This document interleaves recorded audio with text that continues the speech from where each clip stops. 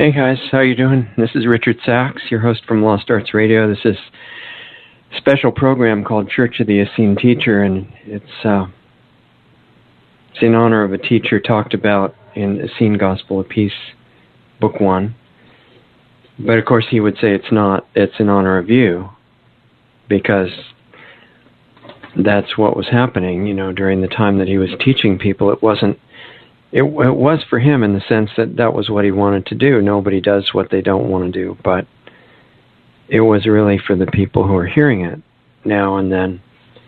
And I always feel kind of funny talking, when we start this thing, because I'm interrupting this incredible stillness that came from that presence, which, since time is just an illusory part of this holographic projection of consciousness, if you want to get technical about it, that presence is still here. And this limitation of time and the separation of that time and this time and any other time is just something, it's a belief, it's not real.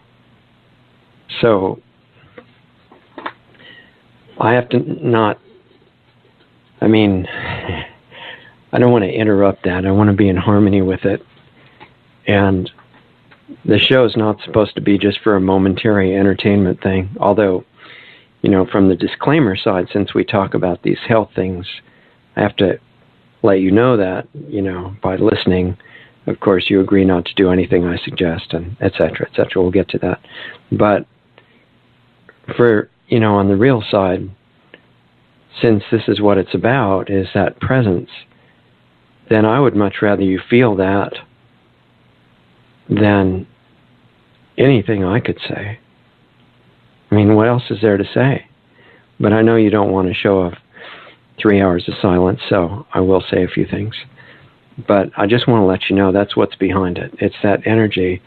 And ultimately, what I would like to do is have that energy take over in each of our lives completely, not thoughts about it, okay, not beliefs about it, but just merging into that. It's a whole different thing than intellectual stuff.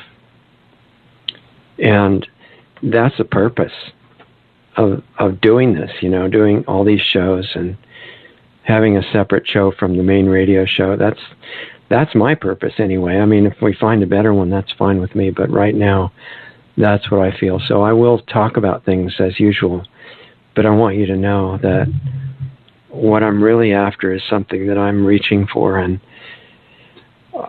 not only would I like you to personally live in it so that whatever happens in the insanity around you, you're fine.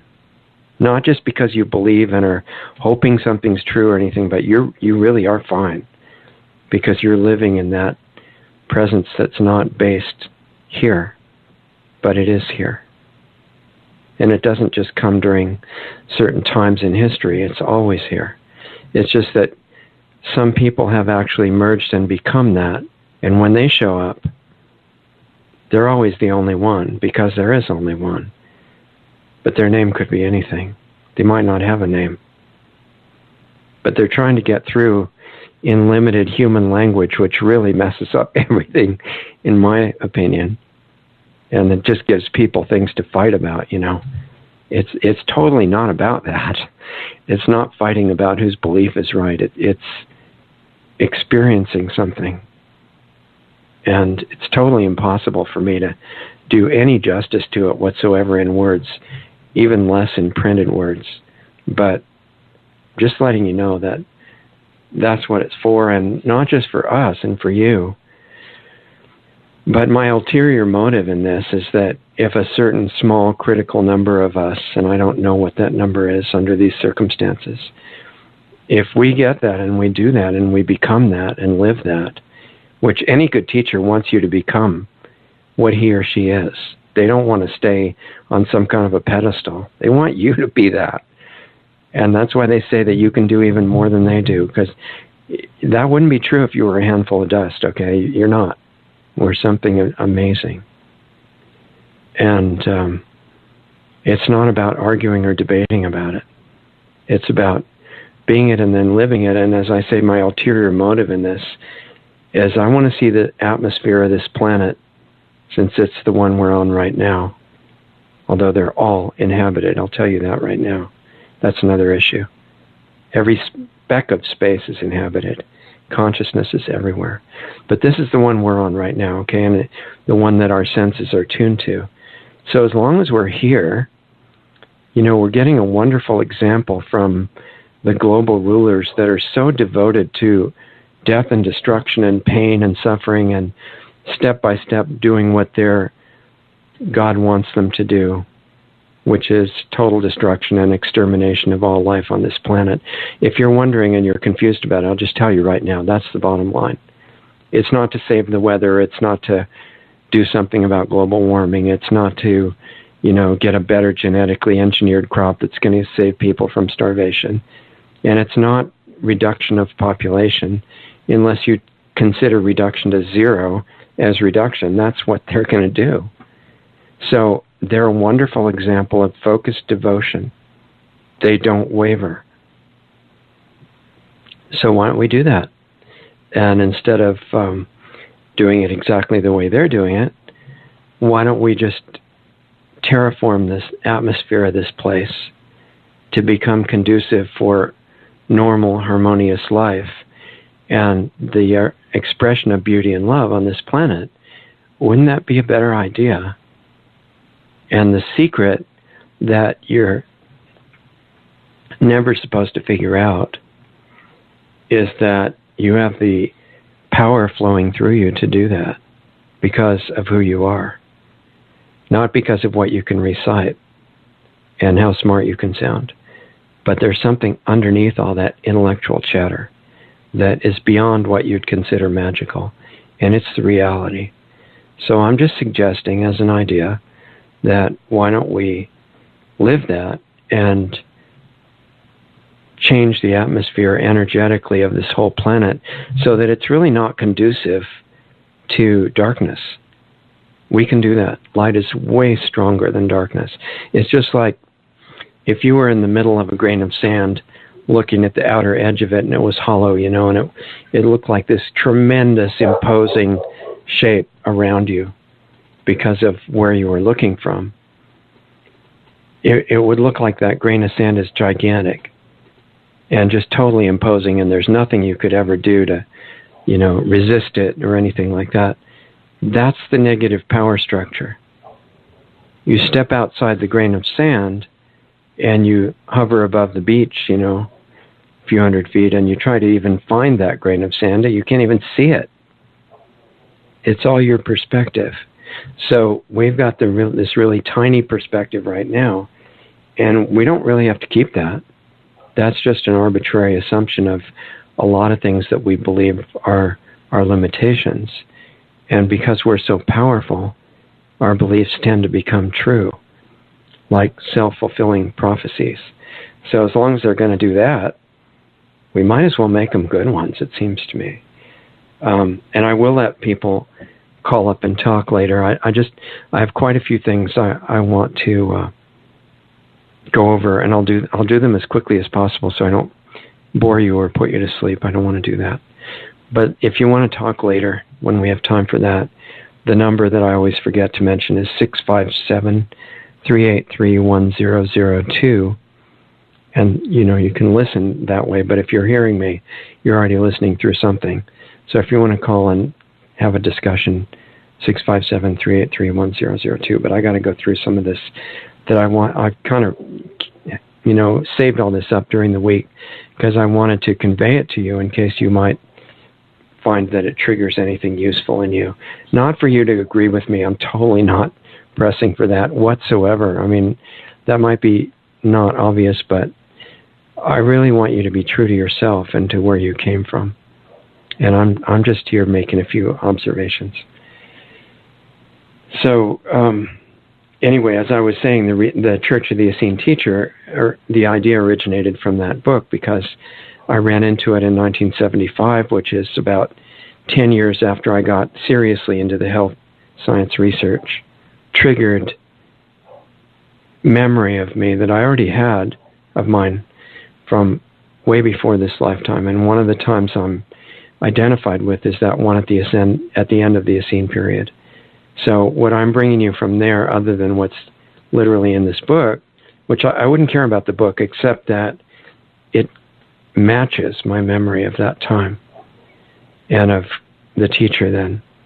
I have a lot of memory of him and the kind of things that he said and what he didn't say, and the message of it behind the words was more important than the words. The words were important because they carried an energy of this incredible, complete stillness. And I know that in the book, they're using this, they're quoting him as always using this greeting and farewell thing that he says, peace be with you. But it wasn't this ritualistic thing to say. It was the presence that it was so still it stopped your thought. Very powerful. So I just wanted you to feel some of that. And then, of course, you can physically and on other levels, use a lot of what's in that book. Not as a belief. I'm not trying to get you to believe anything. I want you to experience things and search and explore. And I really believe when it's said that if you search, you'll find, and if you ask, it'll be given an answer. It'd be not necessarily just say it in English, but your intent has to be sincere. And what we really want, we tend to find. And it's like, be careful what you wish for. I'm just saying, be conscious what you wish for. And be open to even better stuff, that you can upgrade your wishes as you become more aware. And then you can use the principles that I ran into in that book when I first found it, that I spent a lot of time over the next 40 plus years trying it and adapting it and seeing how does it need to be tailored to the conditions of the present world, because back at that time we didn't have GMOs and chemtrails and television sets mind controlling us. We didn't have cell towers. There was still a lot of evil going on, but it didn't have the tools, the same kind of tools that it's got now. And there have been times in the past when the tools were way more advanced than they are now, but that was not one of them. So there were great tools, but they were in the area of consciousness. But you can use this information that's in that book and that has been upgraded, which we talk about on these Saturday shows, and you can maintain or get back your health to an amazing degree, regardless of your age, as long as the medical industry hasn't hurt you too badly, and the poison food and all that. But the body has amazing recovering abilities. I'm not saying this because I read it somewhere, although I have read it a lot of places. I've experienced it for decades, and I've used it, and that's not a big deal about me. Lots of people have done that. I'm just happen to be the one here talking to you. There's a lot better ones. I just couldn't find any right at the moment. But you can use them to reverse aging, a lot of aging, and maximize immunity, not only to infectious disease, so you just don't care about microorganisms anymore. At least you don't fear them. They don't hurt you. I mean, they're not here like a big mistake of God, to just cause all this suffering. Pasteur realized that he was wrong when he saw a bunch of microorganisms under the microscope, in diseased tissue. And he said, aha, the microorganisms cause a disease, obviously. But that's not really scientific, is it? Because just because you see vultures eating a dead animal on the road, does it necessarily mean that they killed the animal? And I don't think so. Probably almost never. May never have happened. But vultures and hyenas and things have a certain kind of stomach acid, so they can eat things that have been dead for a long time and be okay. Regular carnivores can't do that. They have to rip apart an animal as it's dying to really get full nutrition. We're not normal carnivores, in case you were wondering. We try to be, and you can get apparently really healthy for a while, and then problems happen. Anyway, you can use this information that's in there to get the kind of immunity that you can walk through clouds of microorganisms of any kind, and you're fine. They don't do anything. In fact, about 90% roughly of your cells are not human. They're various kinds of microorganisms, and they're balanced like this huge, perfectly coordinated orchestra to keep you healthy and alive in your body, as long as you need to be using it for your vehicle of experience on the three-dimensional level, which is quite temporary. So it's those microorganisms that are mainly holding your immune system together, and they make it up. So if you have really archaic systems of medicine that are relying on antibiotics, which means anti-life, and they're just killing everything, hoping that they'll kill the so-called bad microorganisms too, the so-called bad microorganisms only come in because they're not bad, they're decomposing organisms. And they always do their job. They sense dead material. And if they sense it in you, they're going to try to come in and break it down. And the byproducts of that process can be really toxic and corrosive. But it's not their fault. We left their food out. It's like if you live out in the country or somewhere where there's skunks, and you leave the cat food out all night, and then you say the skunks are this terrible problem, it's because you left the food out. And that's why the microorganisms appear to be a problem. So if you follow what's in this particular little book and you expand on it and learn how to adapt it for use now, that's like taking the cat food back in the house. You don't leave it out anymore, and the skunks don't come around, and the so-called bad microorganisms just sit there in harmony with the good ones, and you're fine. And if you learn more about this, you don't appear to get old, at least not in the way that you're supposed to. And your energy stays really high. But the demands of how to do that are very specific. You can't do it haphazardly or be lazy about it. You can for a while because the body comes in with extra energy. But over time it uses that up, and then if you are abusing it, even whether you're knowing it or not, then it starts to break down. It's not the fault of time. Time is nothing. It's not toxic. It's nothing like that. But more and more and more breaking these design principles of nature and how you're taking care of the body is what eventually causes these diseases. And the longer you stay in the body, and the longer you've done these things without knowing it, or even with knowing it, then the requirements for getting better become stricter. It's not because you're old, in quotes, it's because of what you did. And it's also enhanced by what's around us now, our rulers who intend to exterminate us. It's as simple as that. They put things into the environment to accelerate the breakdown process. The chemtrails are not just about weather by any means. That's very superficial. They're full of dried blood cells, okay? That's not for the weather. And they're full of other biological weapons. And they're intended to kill us. And they're intended to destroy the soil. That's not about the weather. That's about GMOs for everybody. So there are many sub-agendas inside each one of these agendas. And, we're going to have an incredible guest tomorrow night, which is Alex Newman. He's been here, I think, more than once, maybe twice in the past. Last time he was reporting directly to us from the Paris Climate Conference.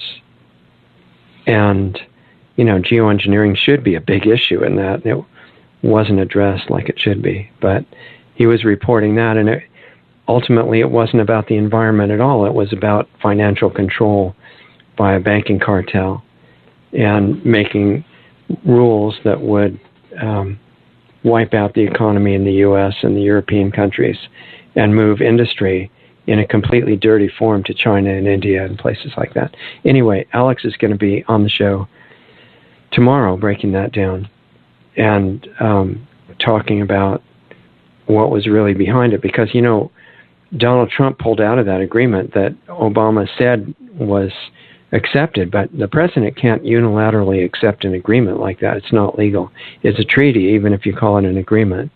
And so he needed Congress, and he kind of skipped that step. Trump just said, no, we're not doing it unless it's renegotiated to be actually something useful, which is good. I'm really glad. I'm a strong environmental defender, and I have been since the mid-1960s. But agreements that say they're for the environment are not good just because they say that. It matters what they do. And all of the clean energy sources have been available for a long time, as Dr. Greer has pointed out, over 100 years. And they're being hidden by government and corporations in partnership. So blaming people for using petroleum-based energy is silly. That's what we're given to use. And anybody who tries to break out of it, like Stanley Meyer or other people like that, they just get killed. So blaming people for using petroleum-based energy is silly, and yet that's what Obama was doing in Africa, saying people shouldn't have cars or air conditioners because the world would boil over. Like, we have no idea what to do about this problem. That's not true at all. They know exactly what to do about it, and they're doing it to pollute the earth and to kill the people and the other life forms, and that's simply what they're doing. I have friends that have come up with amazing environmentally beneficial inventions, and if they're lucky, they don't get murdered immediately. They just get told to stop and either sell it out or hide it. And the real energy and environmental policy of America and most of the world is nothing truly beneficial on a large scale is allowed.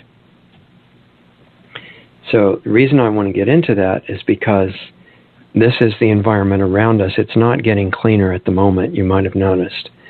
So although I want to do things that could lead to that, in the meantime, it is like it is, and maximizing our immunity, finding out what the human body can really withstand, I think it's a really good idea, because this is where we live right now. If we could stay super healthy with real high energy and not vulnerable to any of these things, that would be useful, right? Because then we could try to figure out a way to do some beneficial things for the planet.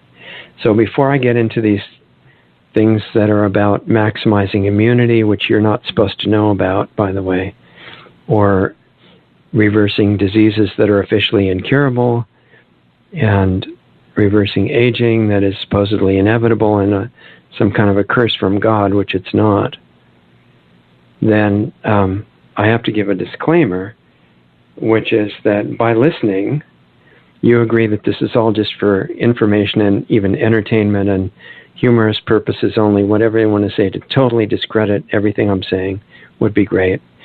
And that you agree by listening that you'll never try anything that I suggest, and that you understand it's all complete nonsense and baseless conspiracy theories. And if you need real science like drugs, toxic chemicals that you should swallow that are called medicine, or you need any of your organs or body parts cut off, or you need radiation or chemotherapy, or any really cutting-edge medical science like that, you should immediately go to your doctor with my recommendation, and I'm sure they'll be more than happy to do all those things for you right away and diagnose everything that's wrong with you, and which drugs cure it, and well, not cure it, manage it, right, so that you can get into more and more drugs. I don't want to get in the way of that business at all, or of real science. So if you understand this is all for entertainment, then we'll go further. So what are those crazy conspiracy theories about health? And I have to say health and consciousness, because they go together inevitably. You can't really even fully get into all the health stuff unless you upgrade your own consciousness. And you can't do that either unless you become aware of the mind and mental and emotional programs that you're running constantly. And most of us are so used to those, we don't even notice them. But it's like in the Matrix. There's a train of of thoughts and feelings that is playing like a program in your mind 24 hours a day, whether you're awake or asleep. And the first step of becoming conscious is to listen to them right now.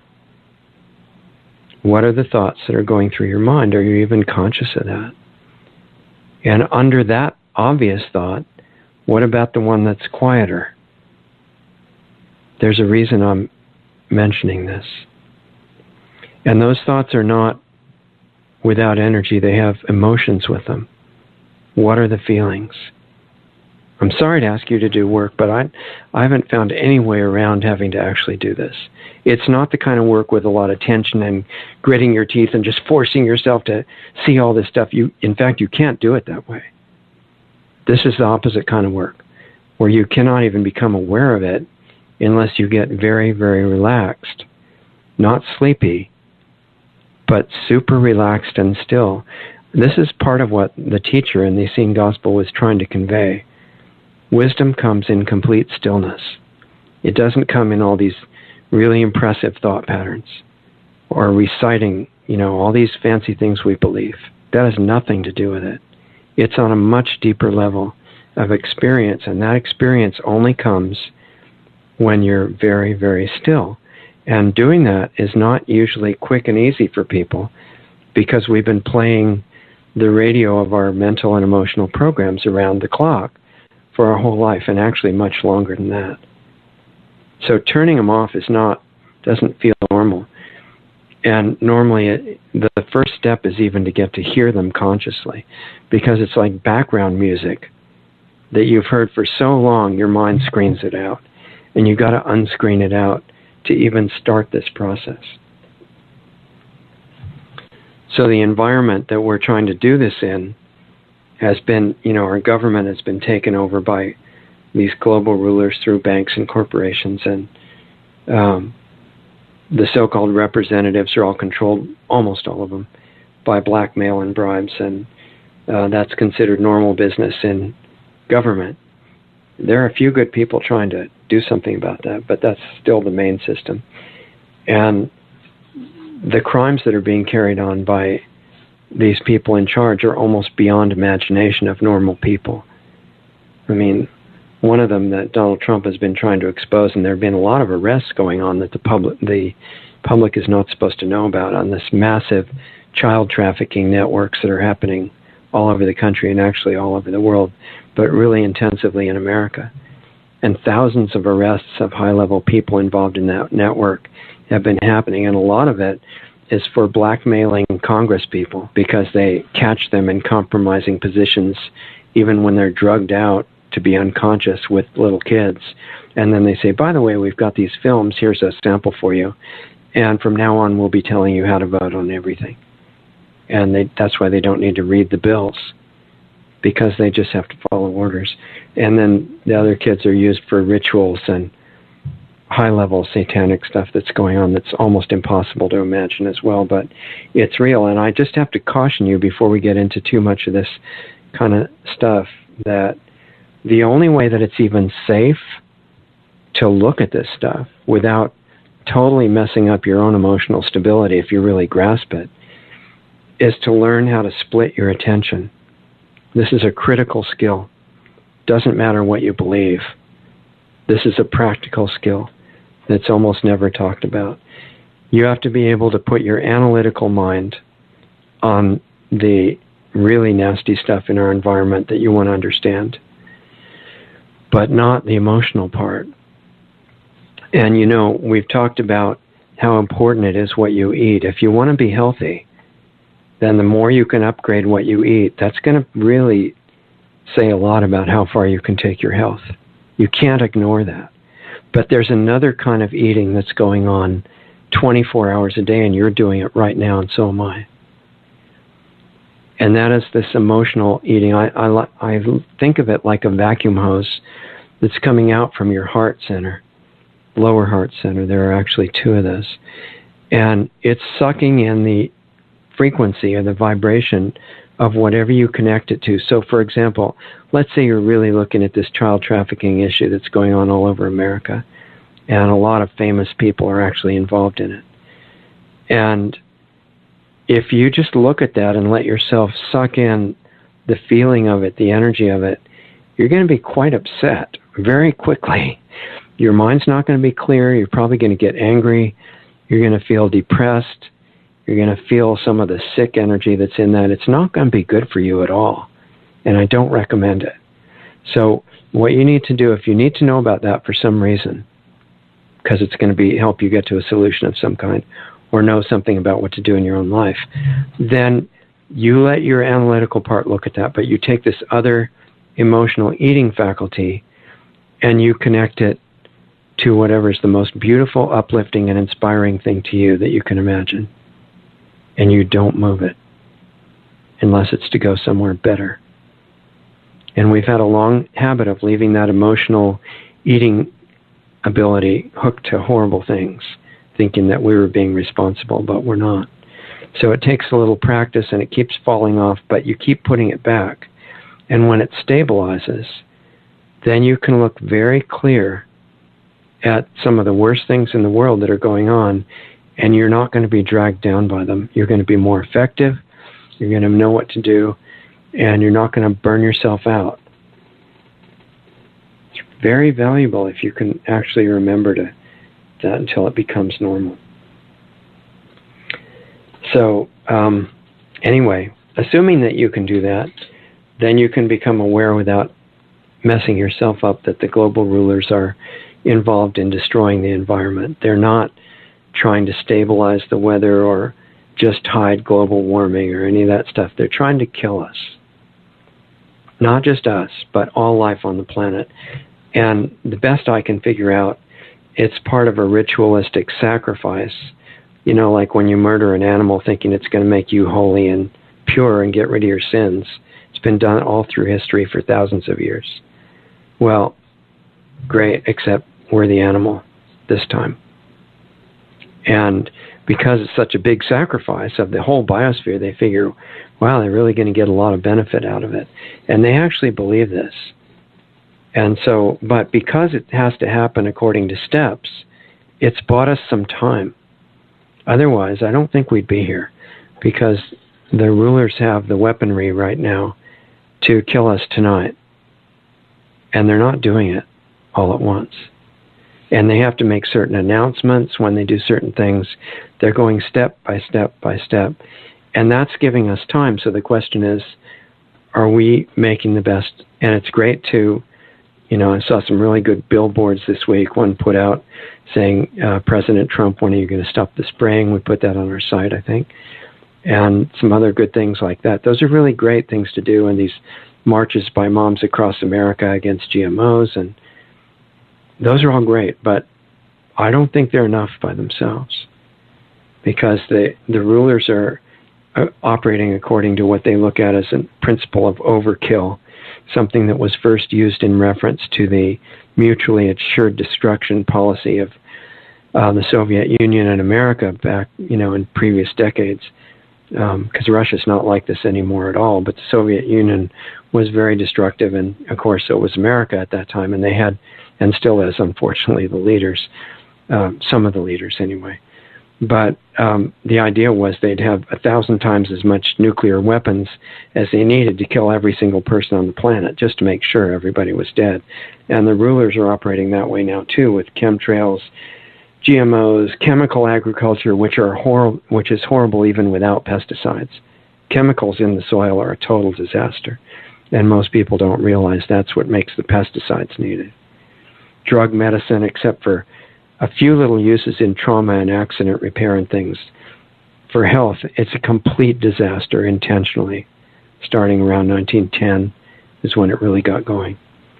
The vaccines are a total scam. You're not supposed to ever say that, or else you're demonized and anti-science and a terrible person trying to kill babies and all this stuff. But unfortunately, it's true. Nuclear power, which they knew right when they designed it, that having it operating almost guaranteed the destruction of the biosphere. So naturally, they built them all over the world. and the clean and free energy, which has been available for a really long time, has been hidden. The inventors killed, or the people holding it. Education system was designed to prevent individual thought, creativity, self-awareness. Very effective. That's why they wanted the Federal Department of Education to make sure that it was as effective as possible, not in teaching you anything good, but in making you a total zombie. And it's really working well so far. And the same with the media, entertainment, processed food, any kind of food that has the life force processed out of it and comes with a paragraph of ingredients has very intentional bad effects leading to all kinds of diseases. Microwave ovens are the same way, but and they should never be used to cook anything, including water. They're not good. And then the microwave and EMF radiation that's being rolled out to cover every square inch of the country and most of the world right now is the same way, to make sure that the delicate electrical system within the body can't operate normally. So what they're afraid of is self-awareness, because humans are inherently these incredible beings created from a source that's beyond imagination. And they're now planning social breakdown, especially for the summer in the U.S., but even right now all across Europe, they're using people that are following, Islam as it's written, which says kill everybody that doesn't convert. That's literally what it says. This is not a racist idea, and Islam's not a race anyway. It's just written, right in 3 different scriptures that the policy is convert or die, and that so the people in charge said, oh, these would be great allies, and they're using them all over Europe and a lot of the world right now, and they're planning riots in the U.S. for the summer, mob insanity, leading for the people saying, please institute global tyranny so we'll be safe. And that's their brilliant plan. And the motivation to keep everybody working on that, the corporate rulers are doing it just because they want money and power. But the ones at the top above them, it's not about money at all. They just want pain and death and suffering and ceremonial sacrifice, and they're working toward what they think is a path to immortality. It's not going to work because consciousness doesn't operate that way. But they're making a big mess in the process before they figure it out. And what we need is solutions. This is not a show to just talk about how terrible everything is, because that's actually useless if that's as far as you go. So as far as the solutions are concerned, which is really, one of our main purposes here, and it harmonizes perfectly with the purpose of getting to know yourself and your source, because if you do that, you become so clear and powerful that you can help heal the world you're in. They're not one or the other. They have to both be done. And it doesn't matter whatever you say you believe, it doesn't get you off the hook. You still have to do the work. Otherwise, you don't get these abilities back. And we need them right now. So there, as I said before, there are valiant efforts of real media people like Alex Jones. Fantastic job that he's doing for the country. He's still, only thinks as far as fighting with the bad guys, which I totally understand. And we need something at a much higher level. But as far as making people aware of the problems, he's incredibly brave, and I think everybody should support what he's doing. Lately, Sean Hannity on Fox News is doing some of the same thing, which is totally amazing. Fairly new for him, but at this point, he's saying stuff that you are never allowed to say on public mainstream media. I'm sure they're planning to fire him, but they have to be careful about public backlash. So I think he's still there today, but I don't know.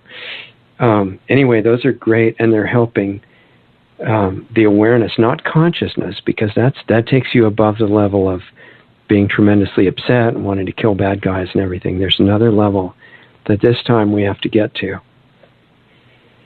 And there's also valiant efforts of single-issue fighters, that are like the ones that put up the billboard about the chemtrails, and the ones that are doing the marches on the GMOs and about the EMF and all this stuff. Those are fantastic people, but more is strategically needed, because the rulers are ready to overcome all the single-issue fighters, mainly by ignoring them. They're just going to push through anyway. They know they've got the manpower, the money, and the weaponry to destroy everything, and they intend to use it. So we need something more than all these valiant efforts. And interestingly enough, to me anyway, what can work in this is exactly the same thing as is needed for each person to regain consciousness. Now, when I say consciousness, I don't mean being able to list all these issues that are happening. That's not consciousness like I mean it. That's just, I guess, education on a certain level. And it's not that there's something I want you to believe, because that's not going to do it either. You know, everybody's concerned about having the right belief, okay, but there's something totally different that's being missed. And that's what you transmit in frequency.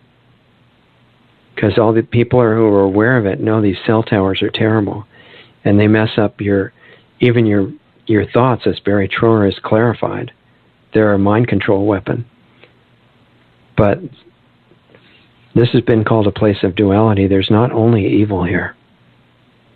And if you notice a pattern, that's what real science does, is observe and try to see patterns and then figure out what they mean. That's science. It's been corrupted to just say the latest toxic thing is good for you. That's not science. Science doesn't have preconceptions. And it says, I just want to know what's true.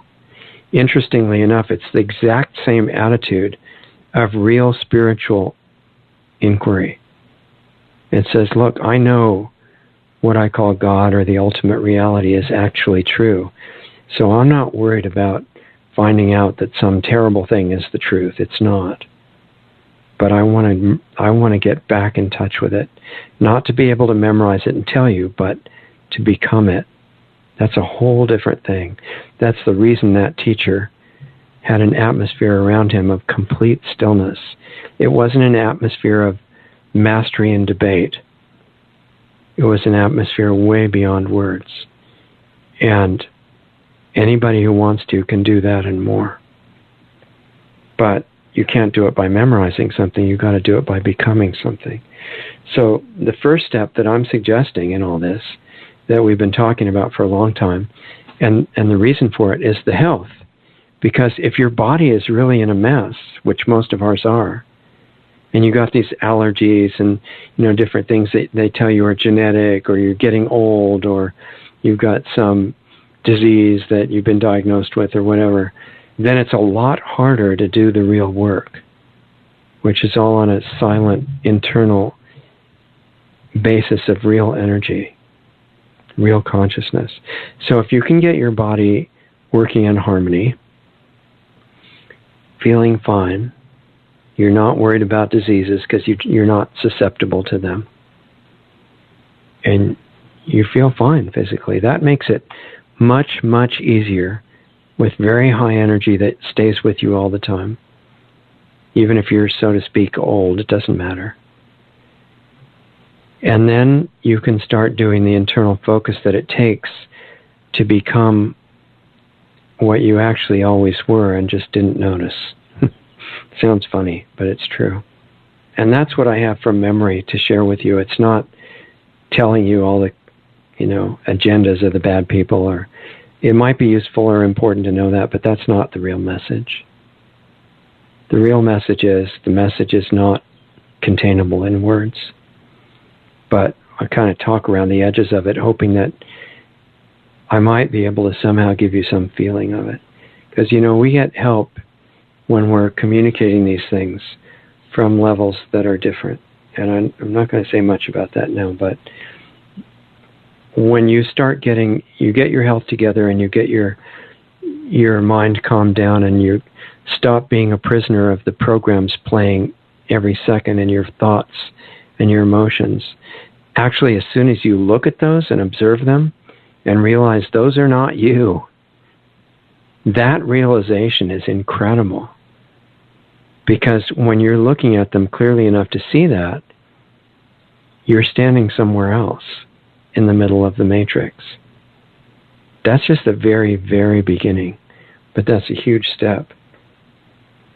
So if we want the health back, and again, I'm just telling you for entertainment purposes only. I'm talking about crazy, unscientific conspiracy theories and for your entertainment. Go to your doctor for everything. The first step on these ideas is remove the toxic material that is built up in your body over decades of not understanding the mistakes we were making. What the body is biologically designed for is not necessarily what the cultures have gotten us used to. We might have a really strong emotional connection to eating a certain kind of crackers. I'm not going to single out anybody's brand right now. But that's not what the body was designed for. It's designed like the other mammals, but a little bit different, but very similar to eat live, whole, fresh, organic, raw food. Even dogs and cats are designed that way too. It's just that they're killers and carnivores, and we're not. And so they really need to eat other animals. And they don't need to eat cooked other animals. And if they do, they start getting human diseases. They need to eat them as close as possible to just having died. I'm sorry, but that's how they eat. That's what they're designed for. It's not evil. There's nothing wrong with it. The only thing wrong with people doing that is our physical design is not made for that. So it creates problems. But that's a long other story that I'm not going to bore you with all the details on that right now. But the other thing, besides learning about the laws of nature that tell you what to eat and what else to do about exercise and sleep and sunlight and grounding and all these things that are built into your system as necessary, is simultaneously, if you really want to get clear and you want that stillness that teacher carried around to be with you and coming through you all the time, you need to heal that relationship with the mind and with the body. Those are your two kids that you abandoned, and you forgot they were even alive. I mean, talk about an out-to-lunch parent. That's what we've all been with our mind and our body. And so the mind especially, they have different personalities. The body just humbly keeps communicating, hopefully, hoping that someday before it dies that you're going to figure out it's not a thing. It's a self-aware being that's been telling you all along what it felt and hoping for a response. But the mind is a bit more aggressive. It's got the personality of like a 2-year-old kid with throwing tantrums, and it doesn't like being abandoned by us. So it's running around tearing up the house trying to get your attention, playing it's like a 2-year-old kid with nuclear weapons or worse. So you don't want to try to fight with it. It's not a good idea, and it doesn't work. A lot of the old yogis tried that, and they didn't succeed in the long run. So you have to make friends of it, and it doesn't hurt to apologize and say you're going to be a good parent now, and that it's really got amazing abilities, which it does. It's got connection to all information on this plane. All the stuff that's unconscious to you is conscious to mind. If you have any idea what I just said, that's a big deal. So if you can heal that relationship with your kid, it can really be a big help, to say the least. It can stop driving you crazy. It can stop playing tapes of fear, stop playing tapes of criticizing other people, playing all these crazy feelings and thoughts that you think are yours, and they're not, and they never were. That's why you don't need psychoanalysis if you want to cut through it faster. I'm suggesting a way to do that. You make your new relationship with your mind, the 2-year-old kid, that is not a metaphor. This is really a 2-year-old kid. It's just not going to grow up. It's like you don't expect your pets to become mature adults. I mean, they get older, but they still are like kids depending on you. The mind is like that. So is the body. The body's a little bit more stable. But you have to relate to the mind as it's really alive and self-aware, and praise it. You don't attack it, because it has a lot of good qualities, so good ways. And then you get it all excited about using them in a better way, and you can't imagine what it can start doing for you. So we can rediscover the application. Once the mind is an ally, we can rediscover the application of positive frequencies. Because frequencies aren't just in cell towers. You're more powerful than any cell tower they can possibly build.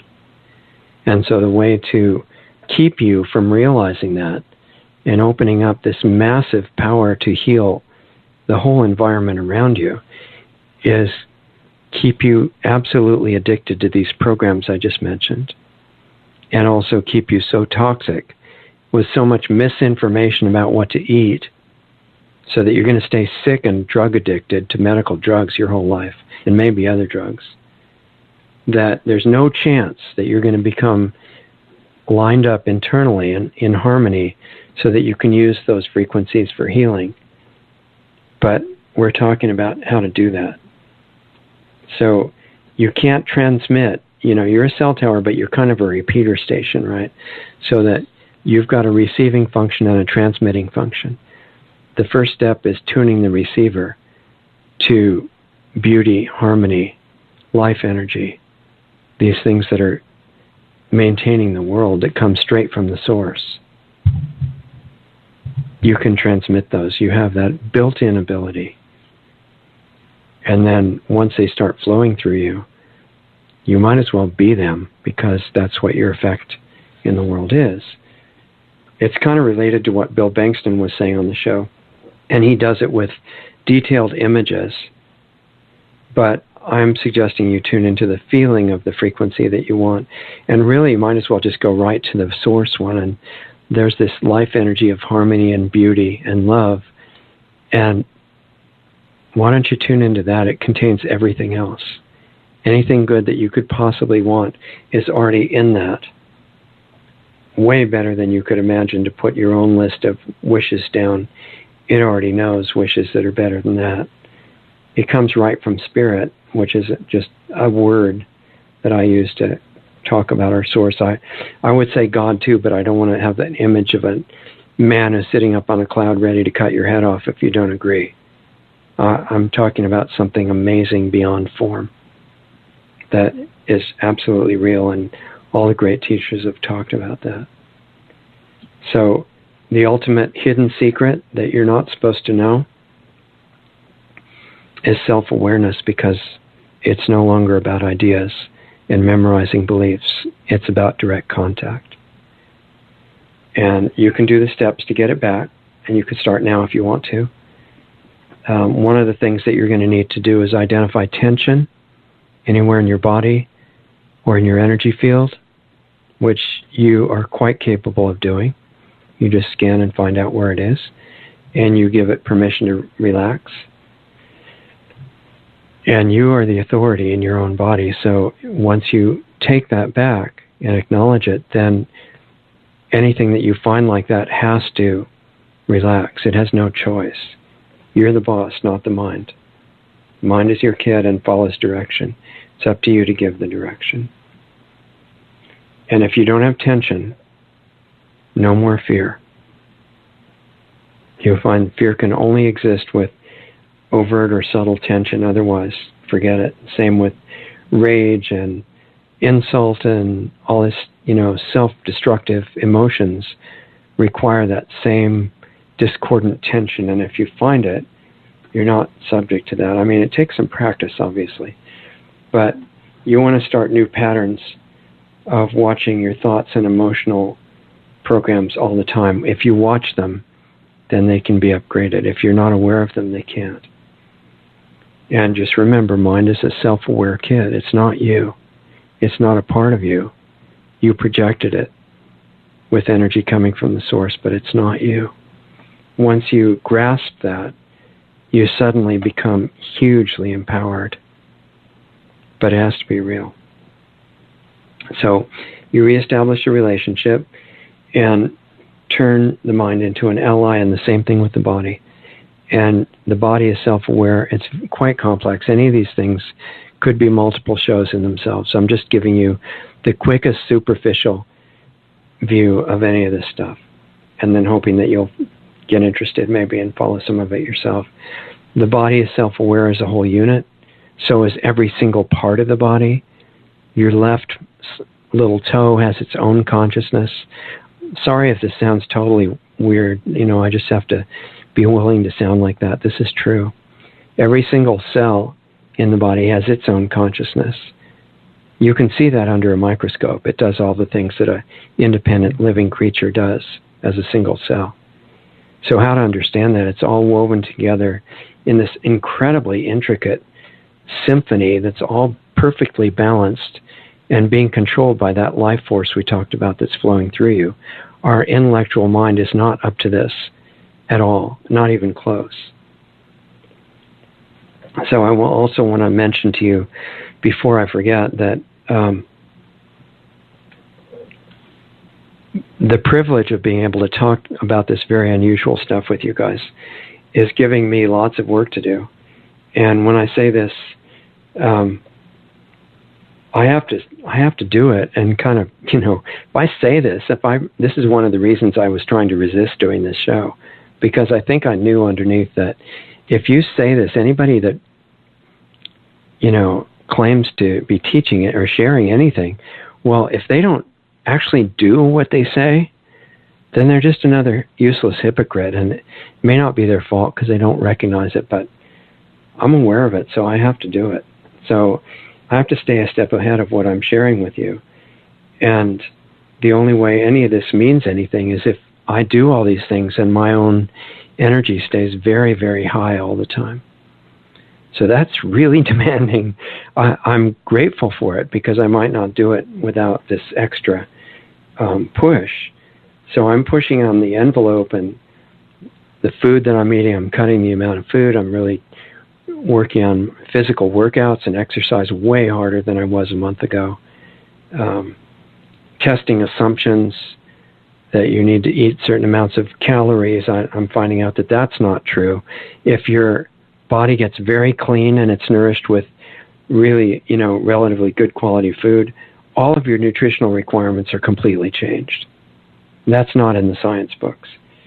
I also want to mention a few responses to questions. I'll try to speed up here. I know I'm taking too long, but several questions about supplements. The best sources of supplements I've found are InfoWarsStore.com and GlobalHealingCenter.com. I know Dr. Group. He's a friend of ours. He's been on the phone with me several times, and we've talked a lot, and he really is sincere. He's got this feeling of a mission of trying to help the world. He's not just doing it, he actually cares about everybody. But the work I'm doing right now, the research, I did spend about 20 years doing extensive use of supplements of all different kinds, learned a lot, but right now I have to investigate what the body can do on its own. So almost everybody's severely deficient in iodine and vitamin, what they call D3. Actually, it's sunlight. D3 is nothing compared to sun, but it's kind of a substitute when that's all you've got. But the only one I'm using myself at all right now is iodine, because I'm looking at what if your body gets really clean, what can you do? And I haven't found a way to get away from iodine at this point, so I'm still using that. Also, after our discussion last week, several people asked me about marijuana, and I just want to say a couple of things. One is that I've observed the use of it. I also tried it a few times when I was a little teenage kid in the university in the 1960s. Everybody was doing that, and a lot of people were doing LSD and stuff, and their motivation was just, actually, a lot of them were trying to get more conscious. But first of all, I would say after 50 more years of health information and a lot of experimentation on my own and investigation into these realms of consciousness, I would say, first of all, common sense for your own body: never smoke anything. I don't care how wonderful it is. It can be banana peels or sawdust or some fantastic organic herb. Don't smoke it. I mean, your lungs are not designed to bring in solid particles. That's so obvious. And you don't want to abuse them, okay? But if you really want something in your system and you think it's a wonderful herb or something, eat it or juice it, and preferably raw, because when you cook food, most of all the benefit is destroyed. That's just how it works. But personally, I wouldn't do that with marijuana, because after decades of observing very carefully the effects on people who use it, it dulls consciousness. And that's part of the reason it helps people in pain. It helps people who are violent and can't get their emotions under control, because it just dulls their consciousness. They don't care about stuff anymore as much, and it decreases motivation in life. And this is not just a momentary observation on my part. I've watched people for decades and about this particular issue. And way, way better options exist that do not have any of these downsides at all. And there's enough downsides that we're dealing with in the environment. Why would you want to create any for yourself? However, if people want to do it, I believe in freedom as long as you don't hurt anybody else. So the only thing is, since it does dull consciousness, there have been a lot of accidents with people under the influence of marijuana in Colorado since they legalized it. So it does have that downside. So it's kind of tricky. So I guess I would be in favor of total freedom, but pretty serious penalties if somebody drives under the influence, to try to, not to punish them, but to try to stop the driving. If you're going to zone out your mind with marijuana, don't drive. Don't do anything that's critically important. Don't do machinery. I can tell you from personal experience, since I'm a musician, that it decreases the quality of your music, even though it makes you think it's better. It's not. It took me a long time to realize that. And as long as I mention music, I want to say one more thing about that. That some of you remember I've mentioned that among several past life memories that I've had since I was born in this life, and which have come back much more clearly since about 2007, after a long kind of semi-foggy period.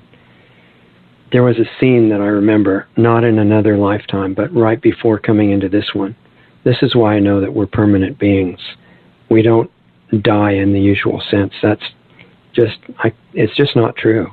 There's lots of documented cases, if you don't believe me, of kids showing their parents where they lived before and where certain things would be found, and they were all, a lot of them were true. But I'm talking from memory now. And I remember this one scene and I'm just sharing this with you because I feel like it's appropriate for some reason. And there were 3 of us there thinking about coming into this particular incarnation. And this is one of the things that has been kept carefully out of most official scriptures in this time. But it was there before they decided to remove it, because it might make middlemen seem unnecessary. And in any case, the 3 of us were thinking, what are we going to do? Do we want to come in during this chaotic, very dangerous period? And we looked at all the terrible things that would be happening. And we realized that there was no way to solve this by educating people intellectually or debating with them or trying to, tell them all the reasonable best things to do, because this was being perpetrated by a group that has been working on destruction for thousands of years. They've been doing their same satanic ceremonies and all this kind of stuff, and they're not going to stop. So what we needed to counteract the bad energy that they were sowing. They're trying to terraform the planet so that no normal life can exist. And we wanted to do the opposite. So we thought, all right, what could do that? And it wasn't until later that I realized we can transmit like cell towers, because we just weren't thinking about that. But what we did think of is music.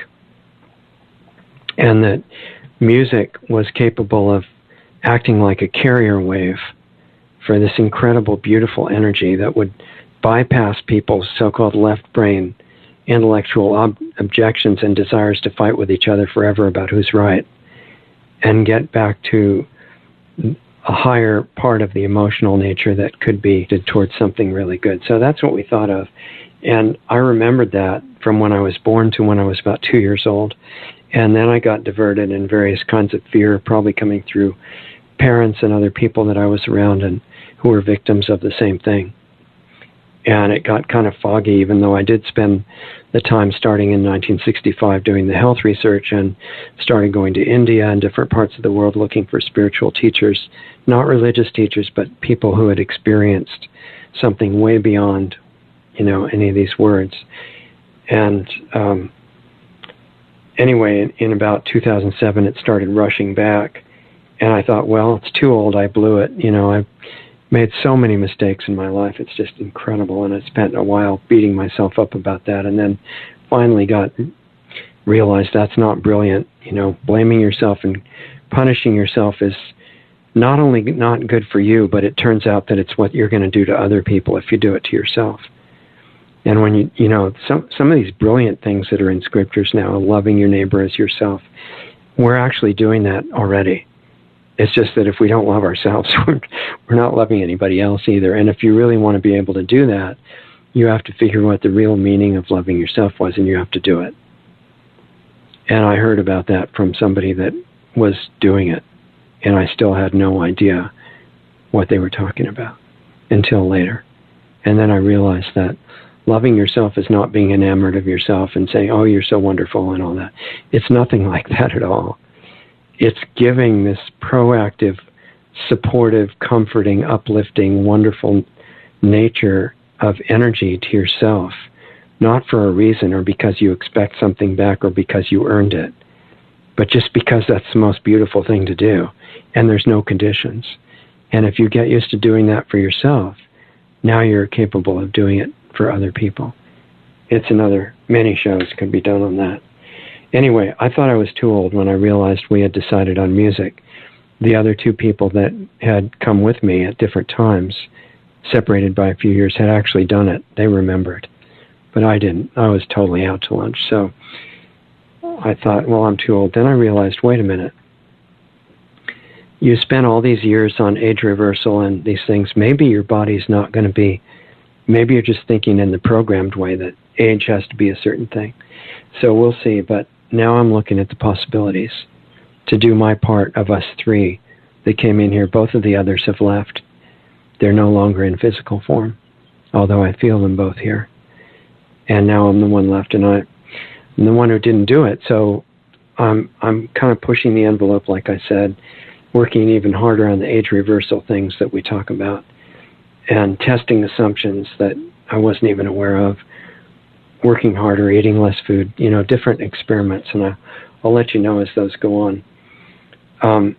One other comment that's come up recently is that I've been kind of hard on people of the Muslim faith, and that's not really true because I completely love them. I have good friends that are Muslims that we talk about this kind of stuff, and it's just not true. It's just that I don't want to see anybody be subject to a belief, religious or otherwise, where God, through some kind of messenger or anybody else, tells you have to kill all these people because they're not the chosen ones, or they're not up to human standards, or, they're just not worth anything, and they're the wrong religion anyway, and just murder them all, and get the right religion as the one who dominates the earth. I'm not really in favor of that.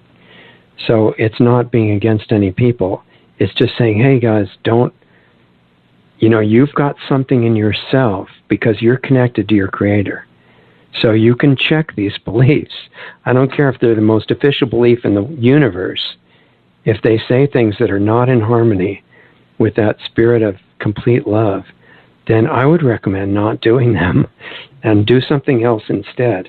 So I have a project in mind that I'll tell you more about later. It's just happening now, that would be designed to support Muslims and other people in a way that I don't think has been done so far. And it could have a good effect on the world that we're living in. So music cuts through bad energy and creates positive emotion if it's directed right. But there's an understanding needed to really grasp how to get rid of disease, reverse aging, become immune, that the kind of thing that was talked about in the Essene Gospel, and that needs a lot of upgrading to be able to be used now. And it's emotion that gives power to thought. So this is why affirmations usually don't work. I know several affirmation leaders that made tapes that a lot of people bought, and they said, I'm rich, I'm rich, I'm rich, and people didn't get rich, except a few of them. And it's because underneath they were thinking, I'm poor, I'm poor, I'm poor. So, and they were feeling that. So the first step again is becoming aware of the programs that are playing. And right now, emotion is being used against us, mostly in the form of fear and self-deprecation, saying that you're worthless, you're nothing, whatever you personally want is evil or, just stupid, and that you have to depend on experts and official religious leaders or whoever it is, official scientists, official presidents, whatever, to tell you what's right for you to do. That's all to make you feel like you're basically junk, and the opposite is true. So we need to turn that around and use it positively. I'm going to say some things about tomorrow night's show because Alex Newman is coming on, and he's been, reporting to us before from the Paris Climate Conference in France, and he's a great guest. I think you'll like him. But before I do that, I had a special request that I wanted to make, not anybody else, although I'm sure you guys would share this interest with me, that Doug was gone. Fortunately, we survived last week, and everything went okay, even though I didn't really know who was on the phone or anything. And the reason Doug was gone is he went on this incredible trip exploration to South America, and some really inspiring things that he got to see, and inspiring people he got to meet. And I thought, hopefully maybe he'd be willing to share a little bit of that with us. So, Doug, if you're still open to that, I would love for you to make everybody feel like they went on a little bit of the trip with you and let us know what it was like. Yeah, well, thanks for checking in with me and asking to do that. It was quite an adventure for sure. I went to Peru. That was the place that I was the whole time. I spent a week in Peru with a group of about, maybe 35 people or so. This was a expedition and conference, and it was put on by Gen 6 Productions, which is a company owned by Steve Quayle, which some of you may know who he is. He's an author. Yeah. Written many books. His website is what exactly, in case people want to hear him? He's at stevequayle.com, Quayle. Okay, stevequayle.com. Yeah, got it. Okay, thanks. Yeah, so anyway, he has a number of different books on different subjects, and he writes from the Christian perspective, which I identify with. He co-owns a company called Gen 6 Productions, and the other part of that company is a guy named Tim Alberino, and he had, for quite a while, had a pretty good presence on YouTube, and then the government seal of approval program kicked in on Tim, and they completely did away with his YouTube channel. They just shut it off for no reason, with no warning whatsoever. And according to Tim, what he said, just mentioning in various conversations, he believes that they shut him down primarily because he was doing this report. He called it the Alberino analysis, and he did a special report on DUMBs, which are the deep underground military bases, and it was very, very in depth. And it was all based on... Can you tell people just in a couple seconds what those are? Because not everybody knows about those. DUMBs, yeah. Deep underground military bases. They're all over the world, but primarily he was focused on the ones underneath the United States, hundreds of them, and they're all interconnected through various tunneling systems, and it's many miles under the ground. And there's even, and he mentioned this in his report, there's what's called a magneto-leviton train that runs from coast to coast, from New York to California, and it's a train that runs in a vacuum, essentially, and it doesn't touch any sort of metal to create friction. And this train can take you from coast to coast in 20-some minutes, not hours, minutes, because it runs at like Mach 3. Do we know how he found out about that?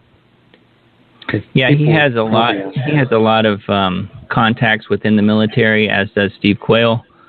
And just from that, as well as through research that he'd done on his own that was available, I guess. But anyway, he put this report about dumbs together, and he really feels that YouTube took his channel down primarily because of that one video. They didn't even give him any kind of warning. There was no sort of copyright strikes or anything. They just shut him down. Yeah.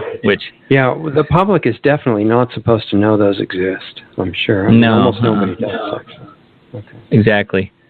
So anyway, Tim Alberino and Steve Quayle owned this company together called Gen 6 Productions, and they decided late last year sometime they were going to do an expedition to Peru. And the reason why Peru is because they have a series, now 3 films into it. They have a documentary film series, and it's called True Legends. And if you go to the website, it's truelegendstheseries.com, and there are 3 films that are available. You can download them, like rent them permanently, or you can buy them, on DVD or whatever. So they're very good. I have learned a lot from them, and it's what it is it's tying in the idea of Genesis 6, which is where they get the name for the company, Gen 6. If you look at Genesis 6 in the Bible, if you look at Genesis 6 in the Bible, it talks about how the angels who were around Lucifer, Lucifer fell from heaven, right? He chose to disobey God, and there were at least 200 other angels that fell as well, that he tricked into basically disobeying God. And if you look at Genesis 6, it talks about how these fallen angels fell in lust, I guess would be the best way to put it, with human women. And they could not create on their own, but with the seed of woman, they could create their own families, and that they descended to Mount Hermon back. This is this is biblical philosophy. This is post-Adam, but before the flood of Noah, okay? In that several thousand years. And so they were called the Watchers, and those angels they were supposed to be watching over humanity, but instead they interjected themselves into humanity, and literally, and created families with human women, and from those relationships developed what they call the men of renown, the mighty men of renown, which are giants. And that's where we get stories like, they're all over the Bible, but in particular, the story of Goliath. So Goliath was a giant, and it even mentions that in the Bible, that Goliath, that David and Goliath, that David slayed Goliath and that he had to cut his head off. But it's because primarily it was because Goliath was a giant, and the only way to kill them apparently at that point was by taking their head off. So anyway, the idea though is that the area of Peru where we were, which was in southern Peru, is called Cusco. That's the name of the city, and it's probably only a million or two. It's not a huge city, but it's decent size, and they consider Peru the navel of the world, which means the center of the pre-flood world as far as the importance of it. So the idea, though, is that there are these stargates and portals in various places around Peru, and if you go to some of these different places like Machu Picchu, which I'm sure everyone's heard of, and then other places that aren't quite as well known, they all have similar architecture within them, and mainstream science gives the explanation for all of that to the Inca. They say that the Inca built it all, but they did so with copper chisels and hammers and ropes and llamas, And if you look at this architecture, it's absolutely incredible. It's completely unlike anything you've ever seen. It is literally hundreds and hundreds of 100-ton slabs of granite and andesite that are interlocked together in a way that we couldn't even duplicate that today. Yeah, so, and you were standing right in front of it where you could put your hands on it and everything, right? Yeah. That must have been really that was, those pictures I sent you were from a place called Sacsayhuaman, and it's kind of a funky spelling, but it's Sacsaywaman if you want to look it up on the internet. But Sacsayhuaman has all of these walls of interlocking blocks of granite and andesite, and it just goes on and on and on and on, and they're just stacked. And if you stand back and look at it, it looks like it's, I don't know, if you stretched it all out, it would be several miles probably worth of these blocks. But you're only seeing about 15 to 20% of what's actually there, because the rest of it's underground. And oh wow, that's interesting.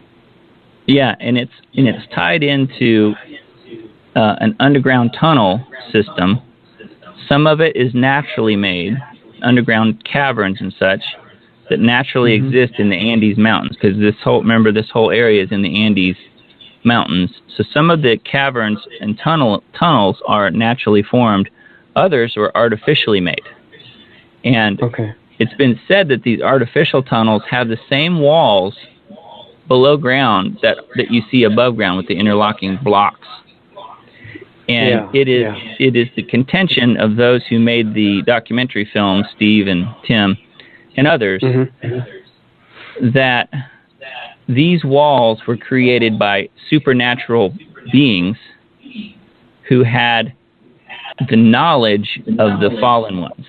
So not space aliens from another planet, but forbidden knowledge stolen from heaven, that they were able to create these systems and these machines, for lack of a better word, that served their purpose as far as aligning. It's amazing because you have these huge walls of rocks and they're perfectly aligned with the cosmos in some way or another. So in order to do that, constellations are in line with them and stuff like that. Yeah. So some way they had to have a view that was more than just above or just on the ground. They had to be above the ground to be able to see and know what they were doing and build it in such a way that it was aligned with the cosmos. And there was an idea that is as above, so below. So what their goal was to build, I guess, represent what's on the ground, what they saw in space. And I don't know how it all worked. L.A. Marzulli was also on this trip. Many people know who he is. He's a famous researcher into all this stuff as well.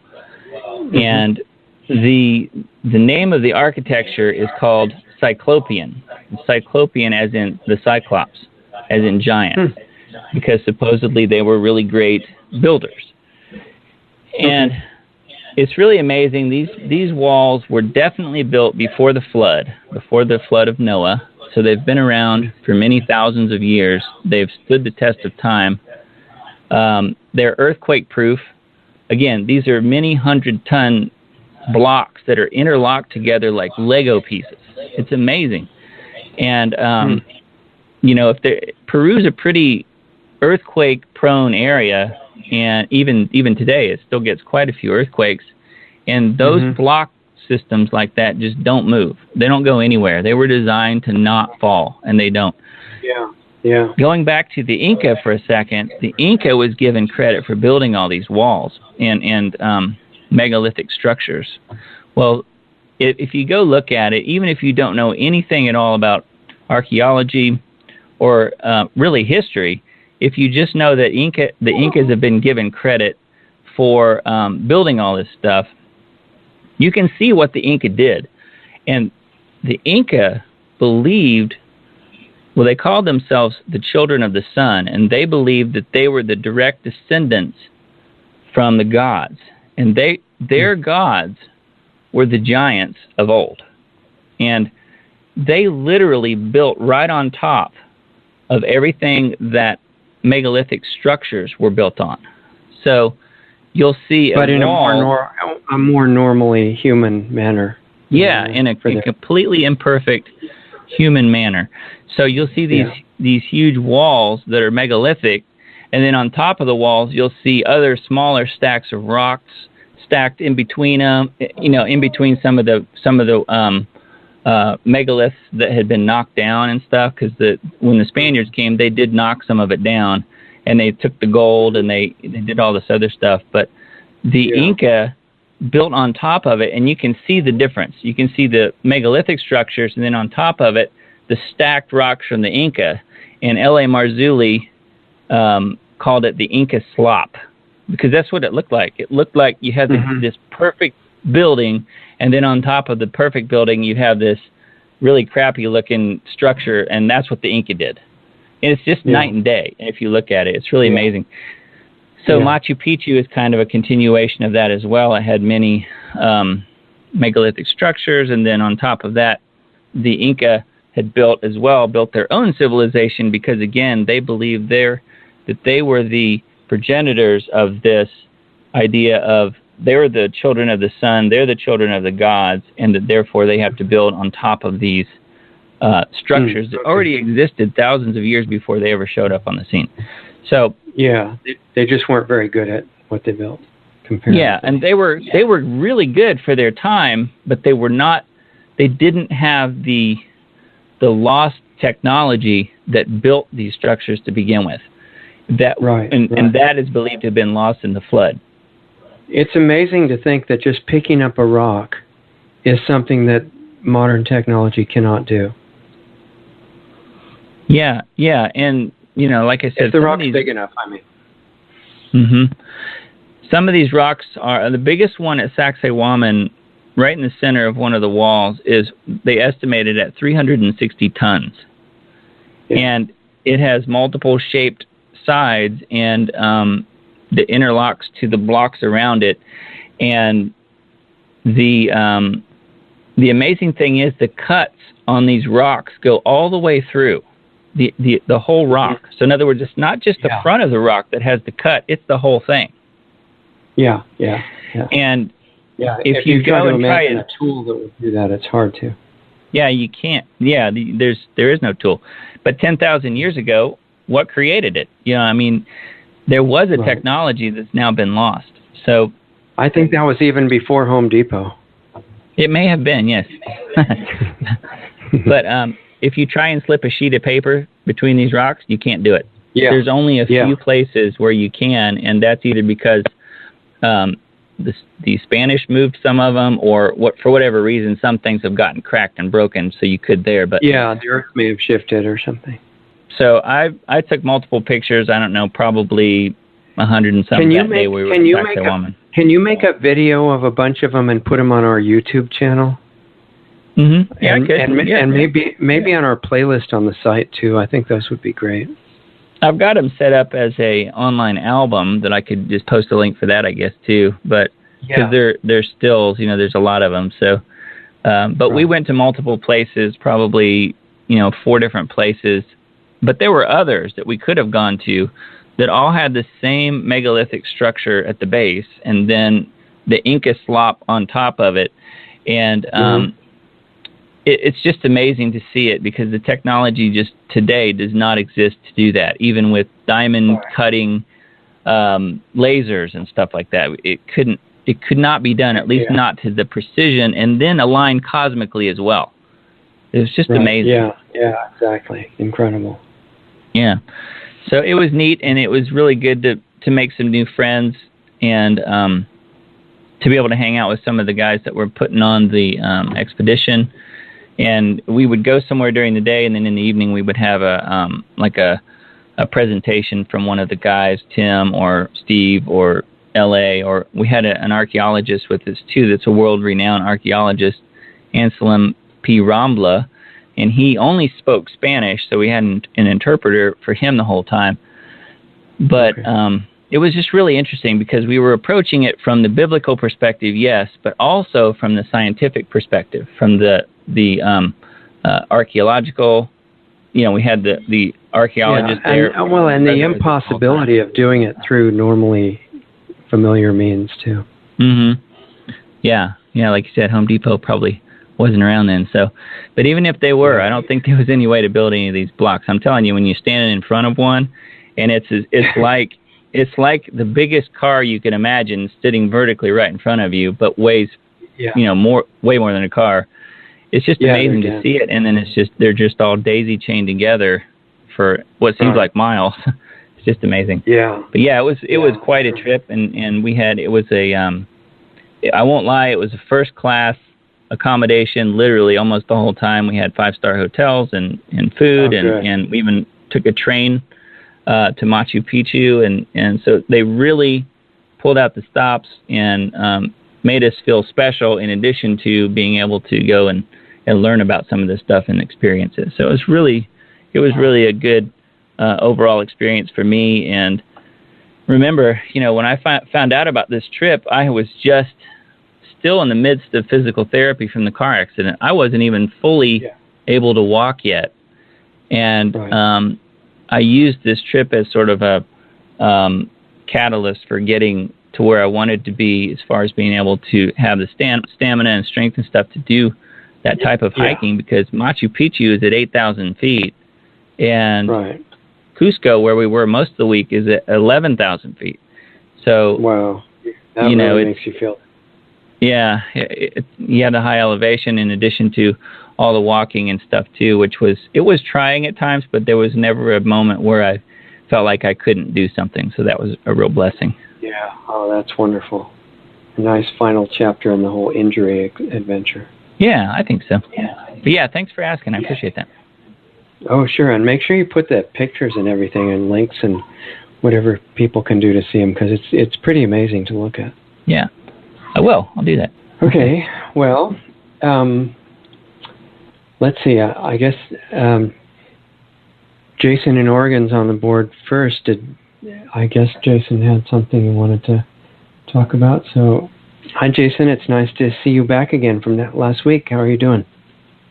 Hey, I can hear that a couple of things that I said made a few ripples. I didn't notice the Christian overtones. Doug really pounded it home with his, whatever you want to call that.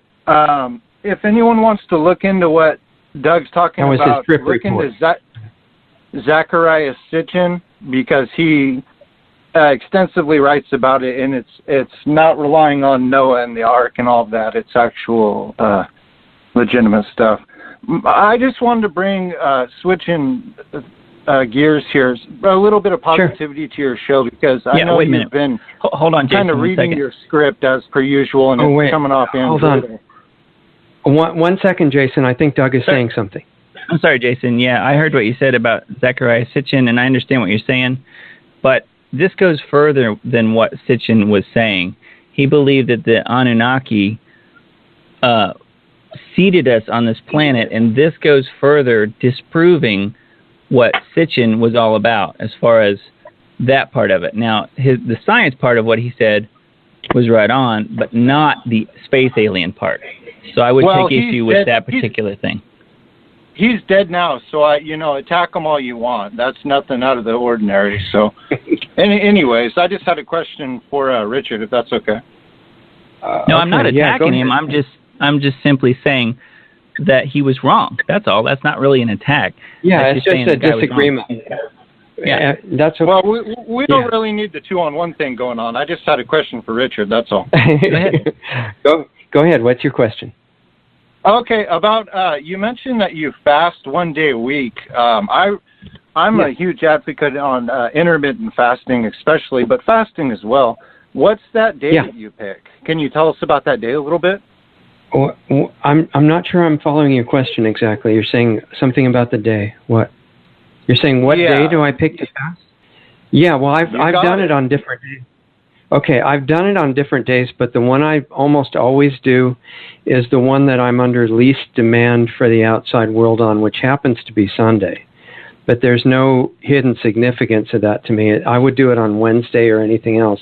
It's just that for me, because of my workload, that's the only day that I'm allowed to actually get a little bit more internally focused. Well, no, I'm internally focused all the time, but it's less outer stress, and it's a little bit easier for me to keep up with no food than if I was doing it during a really involved external day, if that makes any sense. Now, when it comes to your exercise, have you ran for any extensive amounts of times, or is it mainly weightlifting? I'm very curious about that.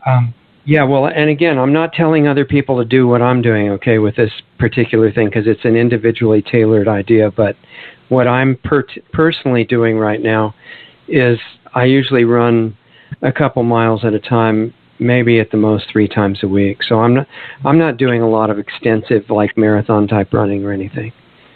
I'm doing that, and then I'm doing other types of cardio activity. It just seemed like you were pushing it really hard, and a couple miles every other day.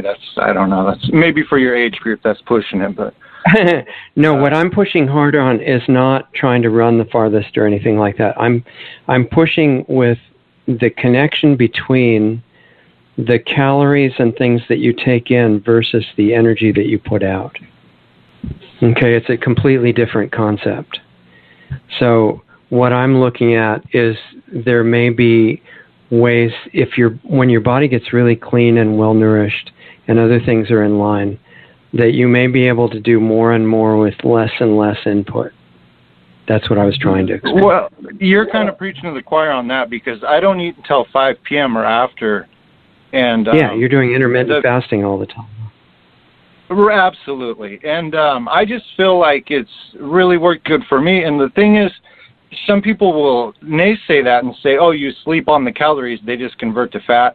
It's far from it, because your body repairs when you're asleep. And this is just my little observation. And so the thing is, I enjoy fueling for the next day. And I find that works great. And your body's in a fat-burning mode while you're doing that, because you're not eating the breakfast and burning those calories. And that's a fact.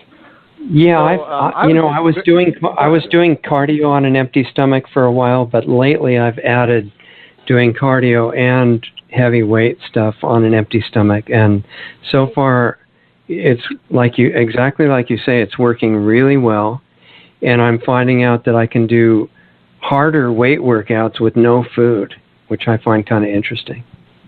I'm right there with you, Richard. And that, I was really hoping that you would have something along those lines to say. I really appreciate it. I'll let you guys get on to some more callers. Thanks, Richard. Okay. All right. Talk to you soon. Thanks, Jason. Bye-bye. Yeah, I think that's really an interesting comment that, Jason's experimenting. And intermittent fasting has been talked about by everybody who's involved in the health stuff lately, and it's getting kind of popular, so that people are going longer and longer in the beginning part of the day without eating, and finding out that not only does nothing terrible happen, but they feel better and stronger, and they have more energy and stuff. And even some of the bodybuilders are saying the same thing. And I also wanted to clarify too that I don't think Doug was attacking Zecharia Sitchin or anything like that. He was just saying that he's got a different point of view where, from what he's looking at, that's not correct. And the people following Zecharia Sitchin might say that, the opposite is true, that they're correct. But that's okay. It's not everybody has to have the same understanding of what's going on. And I think what I was trying to talk about before is that there's a level of harmony that's possible, totally irrespective of all these ideas. And it's a life energy that's flowing through everybody. And I think it's an important thing to look at, because I've heard people talking about all kinds of really positive subjects, even like organic gardening or some wonderful environmental concern or something, and they get attached to being right, which we all have done. And it gets to the extreme extent sometimes where they want to completely kill the other people because they're all wrong. And I think that's one of the things I was talking about, that when we're considering getting born in this lifetime, you want to try to get everything clear by discussion and all that. It's not going to happen, because when you look at the kind of the mentality of debating, generally all sides in a debate are there only for one reason, and that's to prove that they're right and the other people are wrong. And the reality is that I don't think it's possible to be completely objective, because every one of us is looking out through a certain mindset and a certain, your senses are tuned to pick up certain things and ignore others, and your previous life experience gives you certain conditioning. So the best you can honestly say is, look, this is what it looks like to me. The best I can see right now, this is how it seems to be, and I can just share it with you, and then you can explore for yourself and see what works. And then sometimes you find out that the same thing works for you, like what Jason was saying about intermittent fasting, and he doesn't eat until late in the day, like 5 or something. I really had the feeling for a long time in dealing with the workouts that I just had to have a certain number of calories, or it wouldn't make sense to do really intense weight workouts and stuff. And that was an assumption and a belief that I was carrying around, and it really looked true. And I kind of felt that it was true in how my body felt. But when I finally, after a long time, was ready to test it and was willing to do that, the result was completely different than what I thought it would be. I mean, I could run farther more comfortably. I could do more sets of a weight workout or things like that with no food. And I'm still kind of digesting the results of that, but I find it really interesting, and it's an example of exploring everything else. So, every one of us is an explorations research scientist in our own lab, which is our body and our awareness and our minds. And there's a lot to discover.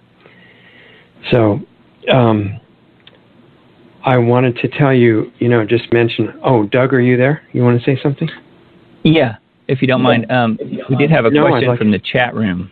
There's a question in the chat room that says, are you familiar with the Keshe Foundation? And if so, do you think he's a fraud? So I'll let you address that if you don't mind. Good question. Yeah. And I just want to encourage, if anybody else wants to call in, you still have a chance. If we don't have enough callers, I'm going to wrap it up. But if you would like to be part of the show, 657-383-1002. And yeah, that's it. Thanks for being in the chat room. I appreciate it. I haven't even gotten a chance to look at the chat room to see if anyone was there, but that's a good question. And yes, I'm very familiar with the Keshe work and Keshe himself and the foundation that he started to some degree, not in tremendous detail, but all the basics. And, essentially what I got from that is that Keshe was announcing that he found a way to generate basically zero-point energy in some form. And that means it's based on the essential idea that we're living in an ocean of energy because, in my opinion, everything's coming from consciousness, and consciousness is unlimited. What people call God is not a limited thing. The concept might be, but not the reality.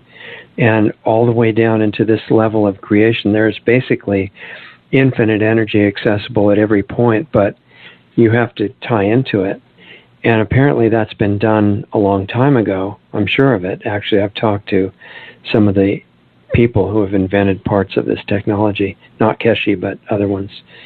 And the problem with getting it out is that we are living in an environment where the government is literally, legally, a network of corporations. That's what it is, for-profit corporations. And it's in partnership with the global corporations that we know about and many that we don't know about. And one of their energy policies in the U.S. and elsewhere is that if you have a workable free energy device, they will say, this is just so wonderful. We've been looking for you for your whole life, and please bring it out and we'll help you promote it. The reality of that is that they will kill you. And a similar thing happened to Stanley Meyer, who demonstrated, I think it was the 80s, but it could be the 90s. I just never remember the right decade, but it was what I consider recent. And he had a technology that used a small amount of electricity to break hydrogen and oxygen apart in water. And the hydrogen part is more explosive than gasoline. And you don't want to carry around a big tank of it for that reason, but he was just kind of feeding it by drips into the combustion chamber of the engine, and he drove, I think it was an El Camino or some other kind of car like that, all over the country, and he thought he could make billions of dollars, so he said he got a patent, which immediately lets everybody know what you've got. And he was contacted by government agents that says, this is fantastic, we'd like to buy your patent, and he said, great. But he was a little bit nervous, and he met them at a public place, which happened to be a restaurant, and they met him there, and they poisoned him, and he died. That's energy policy. So I don't know if Keshe knows about this. He certainly should. It's not difficult to find out. But he did a really strange thing. He announced that it was like he believed that all these leaders, Obama at the time and all these other leaders from other countries, were actually benevolent and wanted to help people and do things for the environment. That's completely, not even remotely true. They want everybody else under total control, surveillance, and followed by extermination, and giving them free energy technology doesn't really help with that very much. So Keshe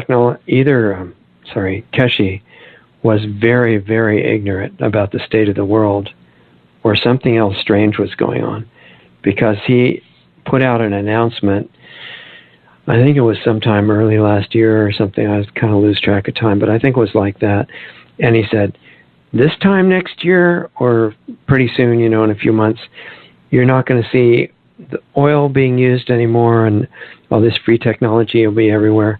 And I knew that was never going to happen, because what he was saying, he actually said he sent the plans to Obama and to all these other leaders.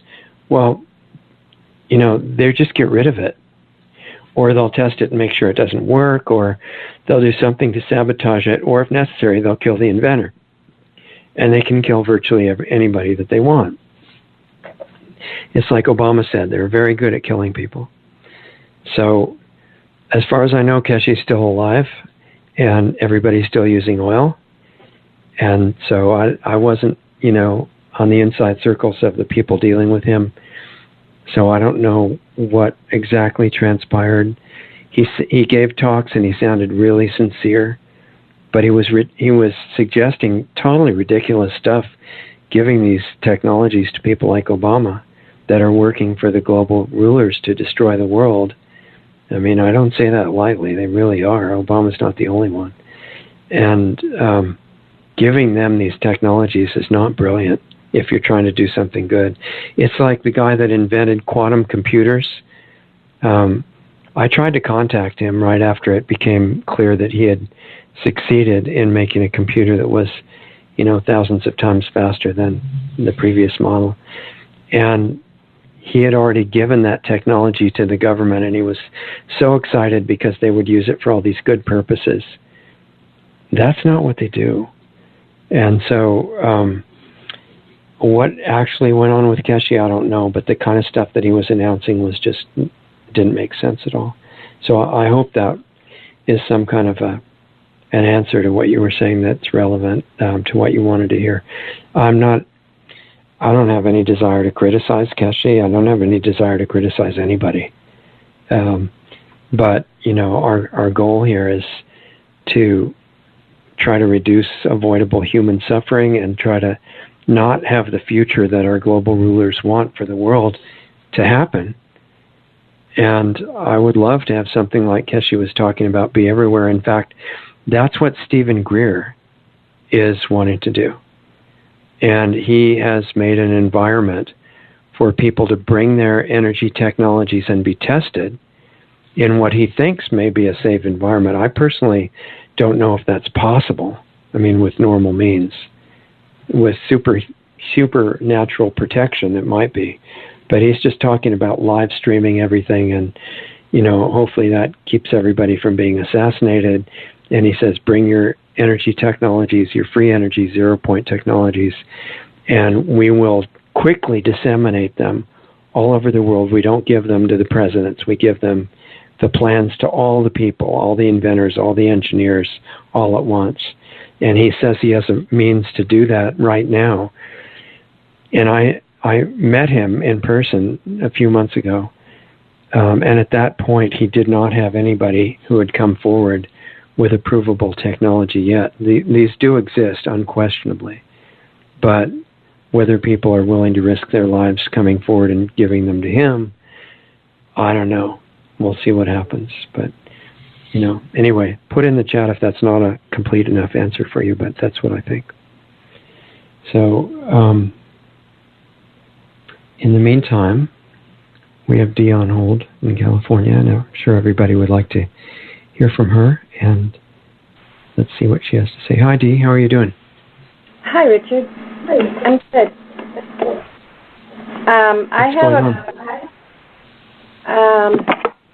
I have a question about. I really, really liked the Bill Bankston presentation that he did. Yeah, and he's great. I enjoyed that too.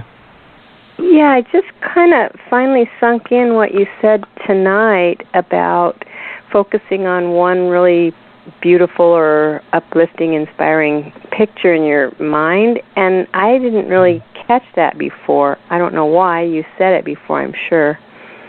Yeah, well, I've thought about, the way that Bill laid that out. You have all these images of all these things that you want, and I see nothing wrong with that at all. There's nothing evil about having what you want, okay? It's not bad.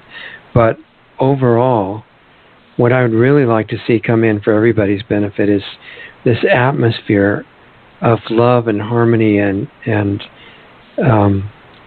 everybody kind of flowing with each other in the world and opening up and becoming self-aware and getting connected back to where they came from. And I'd like to see that happen. So I think that there's an energy, there's a frequency that you can tune to that is this life force that's keeping us alive, coming straight from our source. It's conscious. It's not just a thing.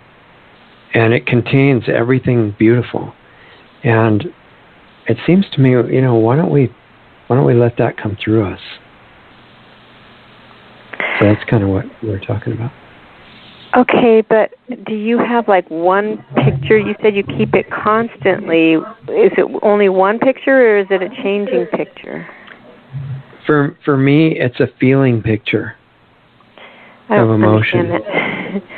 How do you do a feeling? Well, it's like, what would you feel like if that was the atmosphere on the planet?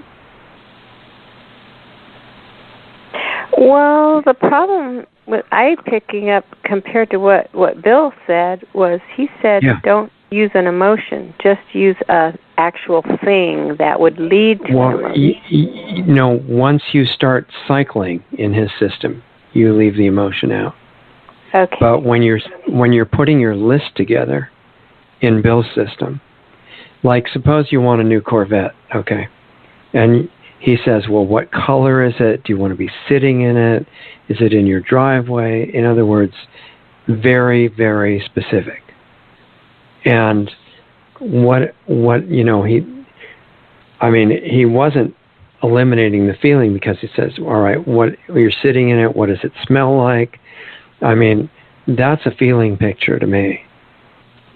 And so he was definitely saying to create that with every single image that is something that you want.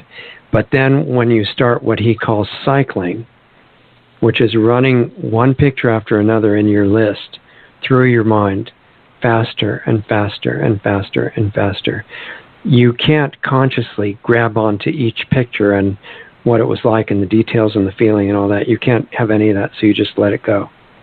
And I think the reason that he came to doing that is because that moves it from conscious to subconscious. Okay. And it's just kind of spinning in the background at lightning speed. And so your conscious mind just can't grab onto those pictures or any of those emotions.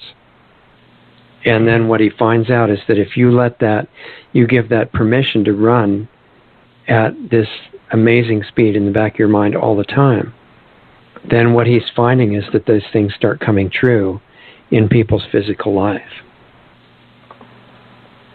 Okay, if it's in the back of the mind, does that mean you're not consciously thinking about it?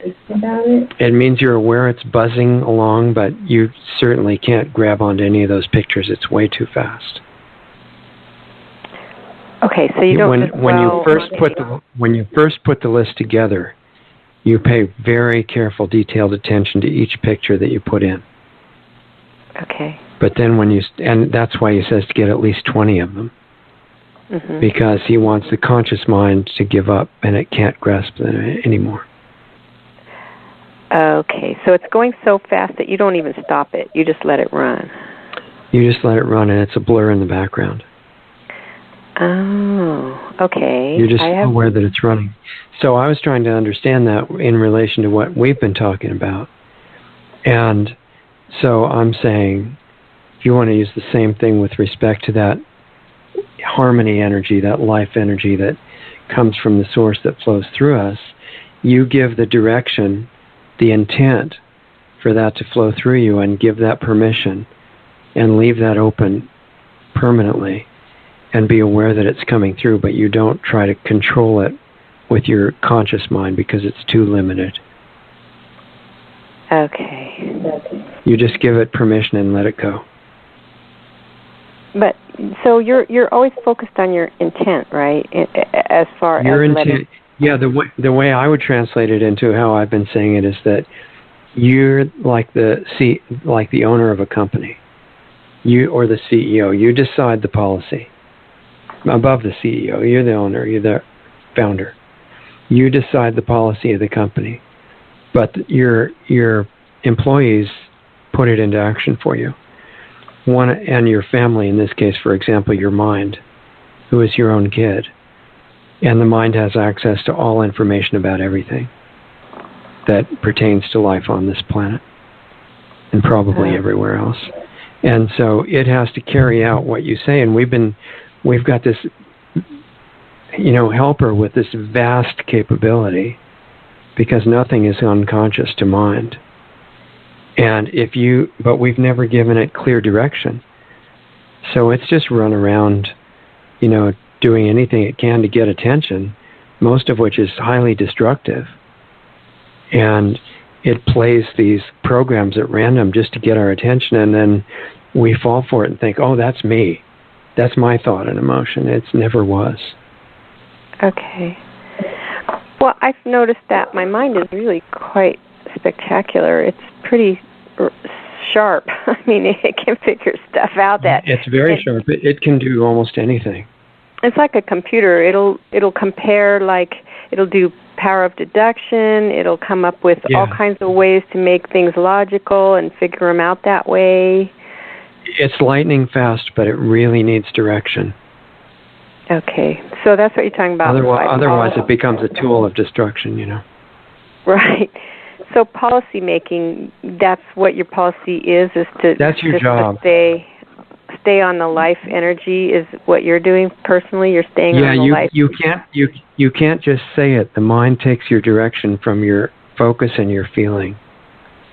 So if you're running around with animosity towards somebody, for example, then the instruction that you're giving your CEO or the mind or whatever position you want to call it is conflict. And it will magnify that. So you cannot fake this. Okay, so you have to be real about deciding what you want that emotion or that feeling to be, and that is... Yeah, and then you don't try to manufacture it, because that's just a conscious mind running around in things that it can't do. You figure whatever you come up with that you want that direction to be, there's a frequency that already exists that is the counterpart to that. Oh, and it's just going to pick it up. You just have to pick it up, that's all. Okay. And if you stay tuned to that, that's the direction you're giving mind. Okay, so is that what you mean by you are always focused inward? Does that mean you're staying in the love focus like all the time? Is that what you meant? Yeah, you're learning how to stay there while you do all the outer stuff that you have to do. Okay. You don't. It's like going to church on Sundays. You know, you have to stay in church all the time. Okay. All right. Because I know you. When I'm around other people, I just pick up on their vibes, and all of a sudden, my focus is out the window. Yeah, because that's our habit, you know, and it's not us doing that; it's the mind. So you want to get your mind on things that you want it on to magnify, not what is around you. And there's the big source of all the energy that you need is internal, not what's going on outside. Okay, so that's just the little stuff, and the big stuff is the inside focus. Yeah, if your mind is running out to however other people feel and you get drawn into all these weird energies and stuff like that, then that is a reminder for you that you're not really focusing where you need to. Okay. Well, it's going to take a lot more. If you are, then it does take practice, but we've got time. And the thing is that's really our job for constantly. So you just practice, and you do it better when you're more relaxed. So you practice relaxing, and it's not the kind of task where it's going to you have to grit your teeth and use force and all this stuff. It's the opposite. You just have to keep giving it permission.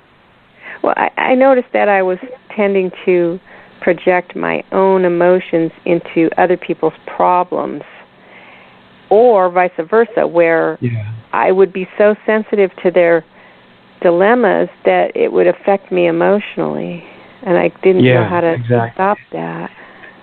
You don't want no empathy. I mean, you want to have feeling for everybody, but you have to keep the main flow coming from the inside. And if you do that, then the outside just kind of does not penetrate the same way. Okay. Yet I'm focusing on their problems, not my own problems. Is that okay? Yeah, you don't want to focus on anybody's problems. You want to focus on the solutions. Oh, I guess I forgot. Yeah, even your own, you know.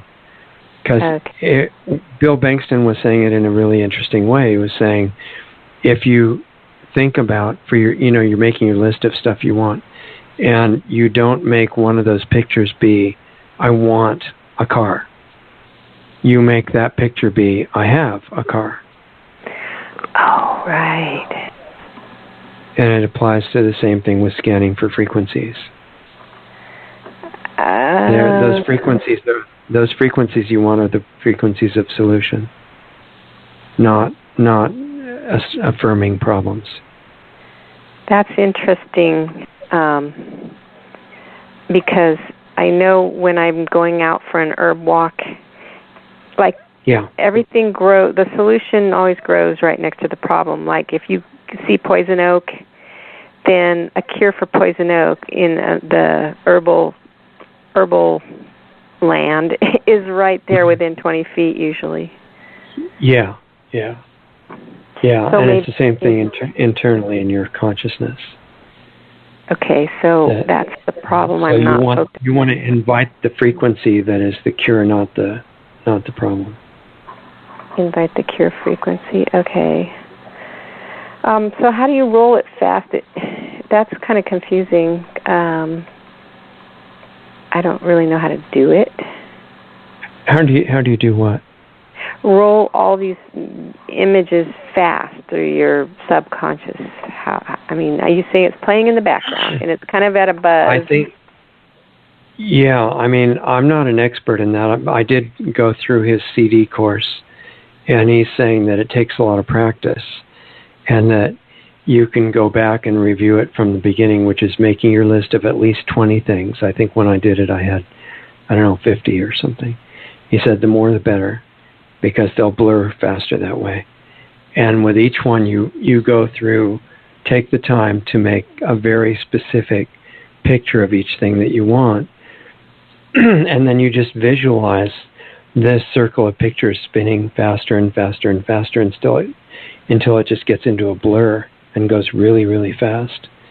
And then you just let that be in the back of your consciousness. Okay, but, I kind of... I'm just doing it a little bit different way, but they're very related. And the way that I'm doing it is partly because I'm aware of these benevolent presences around us all the time. And so I'm doing what I can to stay receptive to them. And it's like in the Essene Gospel, they're referred to as angels, and it doesn't really matter what you call them at all. That's just words. But we've never been by ourselves, and I haven't felt alone for many years. I don't think we ever have been. And in fact, we've got so many supportive individuals and energies around us that it's just kind of strange that we are oblivious to them and don't take advantage of the good company that we're actually in. Interesting. It's so powerful that the outer negative company fades into nothing. Oh, it's kind of doing his work, but in a different approach. Yeah, it's very similar. I don't use the cycling just because I'm really interested in that life current itself coming in as like a master frequency of harmony and love, and it always tends toward good things. It's like what's keeping your body alive when you talk about physical healing is there's a conscious energy that's flowing into and through you. And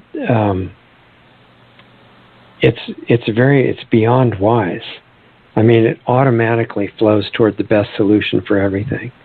All it wants is harmony. It's how it's designed. So if you let that in, it really does kind of overflow to everything.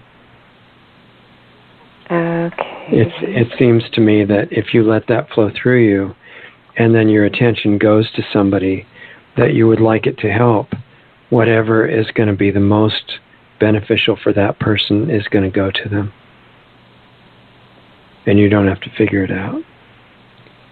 Because I don't know what's best for each person, but the energy that's keeping them alive does.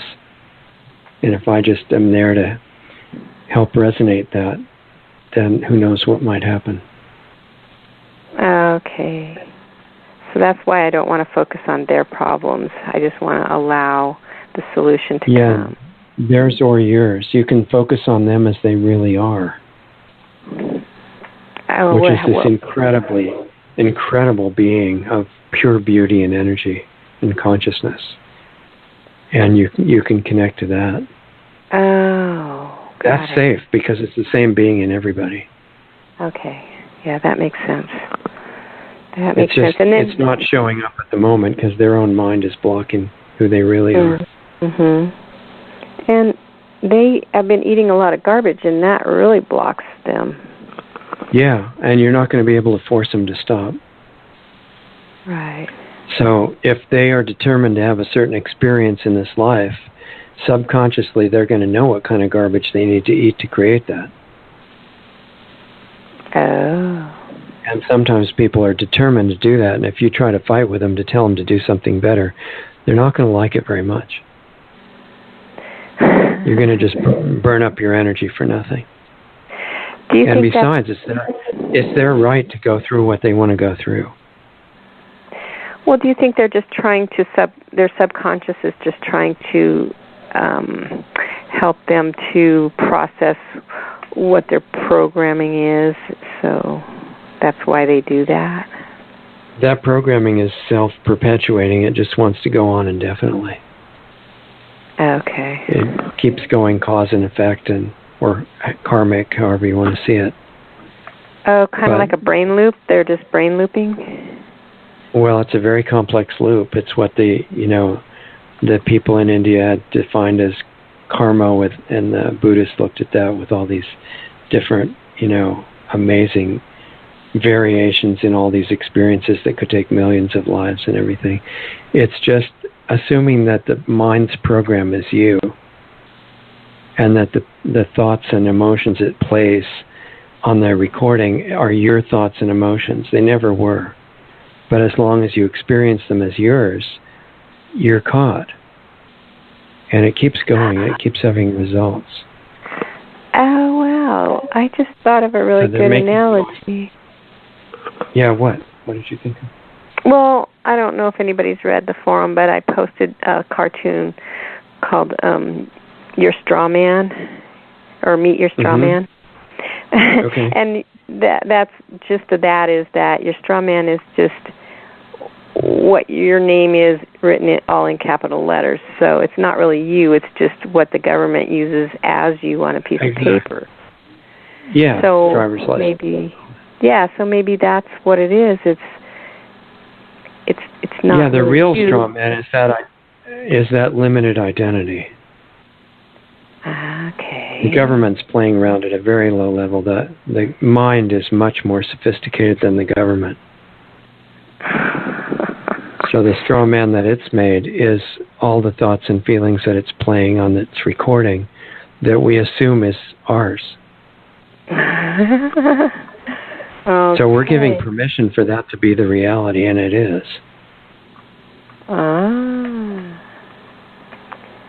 Okay.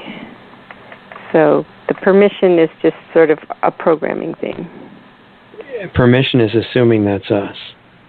That's part of our intent, is that it's real. Oh, so okay, it is. Wrong intent. Okay. It's a false intent. If we see it as what the little kid is playing with, this little recorder that it's playing, saying, wow, this is fun, I can control mommy and daddy, and they think that whatever I play is their thoughts. This is really cool. But it never was. Okay. Just a little toy it's playing with. I'm trying to look at things as I get to do this and that and this and that instead of I have to do this and that and this and that, because I have a big old to-do list and I can't ever hardly get my projects completed, let alone, they just are half done, not finished. I think you get to a point where that, if the more you tune into that energy that's flowing into you from the source, you're just going to know what you need to do. Okay. To guide it's or direct. It's going to lead to a state where you're staying really relaxed in the background, regardless of what's happening, so that you don't miss direction. As eventually, we get this realization that without that, we're just wandering around totally blind. Okay. And if we have this connection to where we came from, that can show us everything we need to see to take the next step. And if we can either stay receptive to that or not. If we don't, we're wandering around completely blind, really. It's just that people's egos won't let them realize that for a while. Okay, so that relaxation, that's going to be huge. Even doing the Bill Bengston thing, you've got to be relaxed. Yeah, it works better for that too. That's right. So yeah, it's very interesting. And his CD set is good. I'd recommend it for people who are interested in doing this thing. That's a good suggestion. Yeah, it's just that with the other way that we've been talking about, you don't need that. I've been thinking about this whole moral compass awareness, and do you think it's not really wise to compare myself to morals, or do you think it is wise to compare myself to morals? The morals are ultimately you in harmony with that life force that comes directly from your Creator. You don't, even if nothing had ever been written down, you could get every direction you needed from that conscious energy. Okay. And it's much more accurate than anything written. This language is very perfect. Like you keep saying, I am that love source. So that means I am the good morals, right? Everybody is. Okay. It's just awareness levels vary. Oh. Okay. That makes sense. From where I'm looking, nobody's intrinsically evil. They've just taken on the identity of the mind that's playing really terrible programs. And that's not just with physical people. That's with what's called angels or anything else. They're all made out of the same stuff, which is not evil, but they've taken on this programming that can make them really unpleasant and not somebody you'd like to hang out with. But underneath that, there's the same thing there. There has to be. There's nothing else to make anything out of. Okay. I had a really weird thing happen this week where it was only a very brief glimpse, but it was really fast. It didn't last a long time. I couldn't stay there because I guess I'm just not accustomed to it, maybe.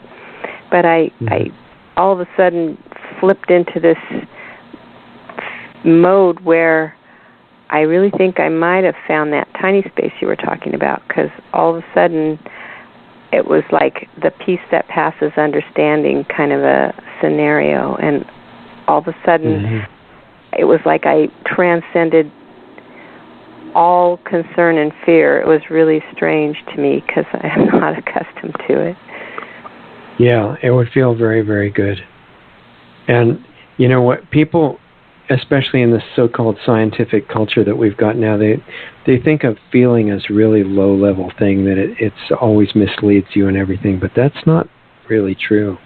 If you start getting clear and you start taking care of your body and you start scanning for frequencies that you want, feeling becomes a really powerful tool of guidance. Let's say that you had never read that it's bad to murder people, right? And so supposedly you can't know it because you didn't read about it.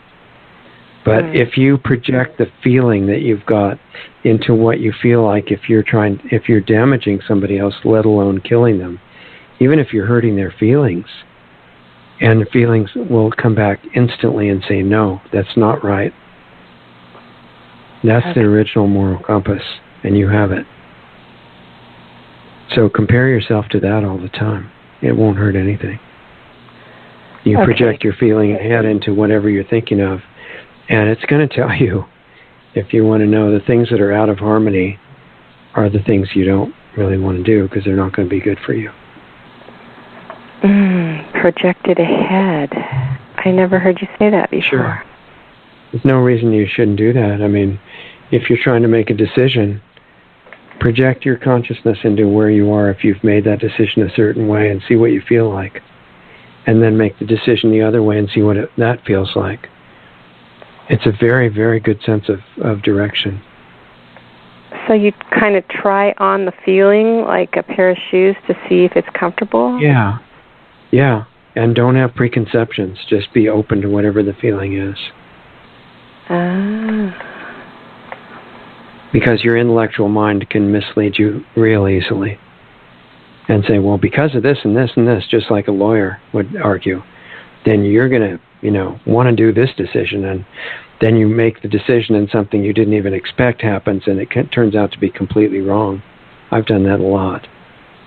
But the more still you get inside, this state of, really deep relaxation and being wide awake and focused, then your feeling becomes really sensitive barometer to things.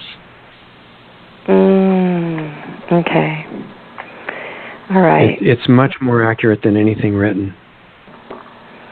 Because something can be written as a general rule, that's usually really exactly right. And then you've got some situation that you thought would fit that rule, and you try to apply it, and you do apply it, and then you do it, and it turns out to be completely wrong because there was something about that situation that didn't fit that rule that you didn't know about. Your mind, your kid that you're supposed to be making a better relationship with, has access to all of that information.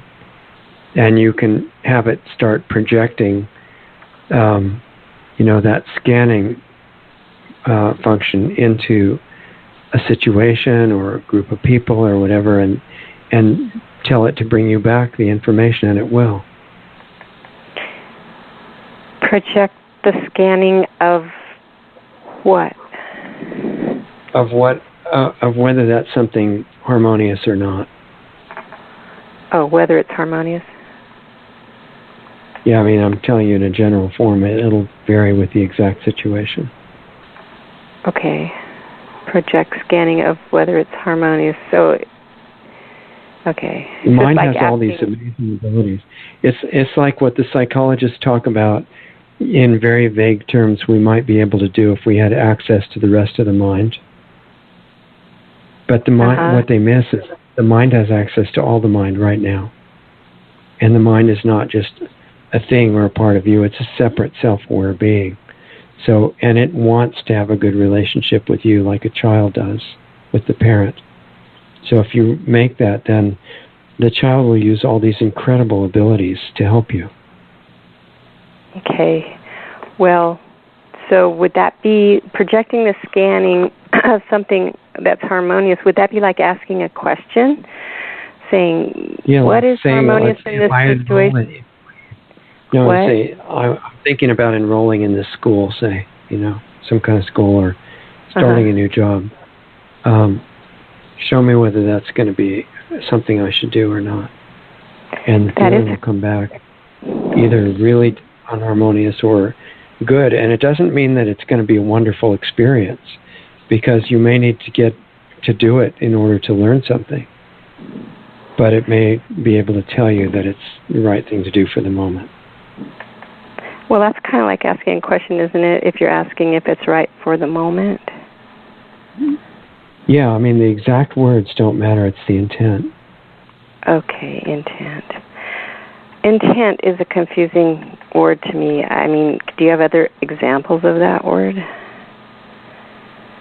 Well, let's say, when you want to move your foot and take a step, Bill talked about this, actually. I thought it was really good in his show. And that was that if you tried to do it with your conscious mind, you could not possibly figure out the number of muscles to contract for the right amount of time to move your foot to a certain spot on the floor. It's way too complicated.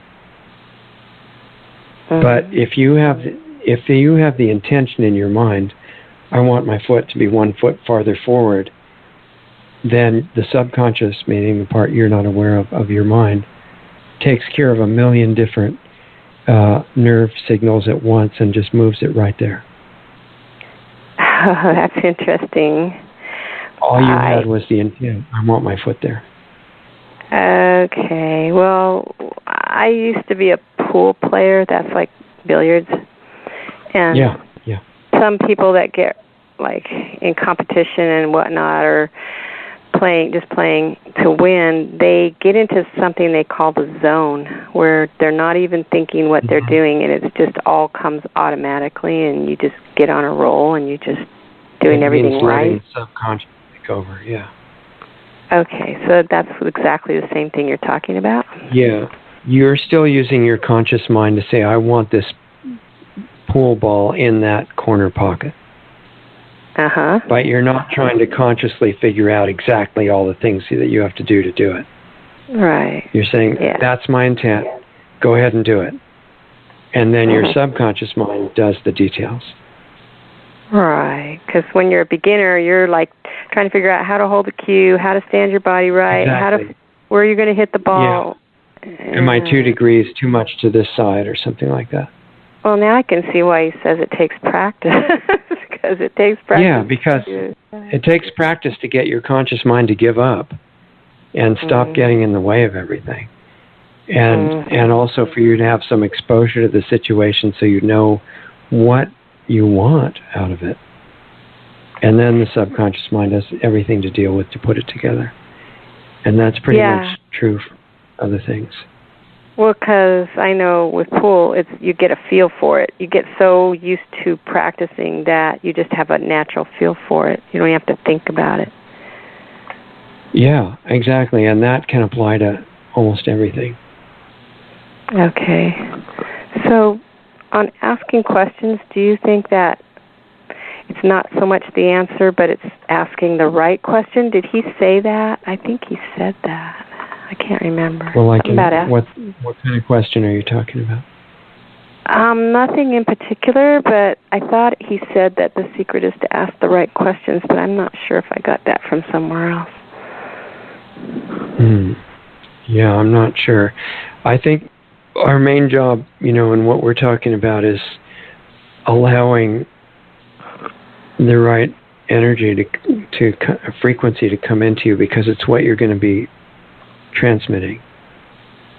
And I think rather than it being really complex, this central energy of harmony of everything seems to be maybe the most important, because it includes everything else.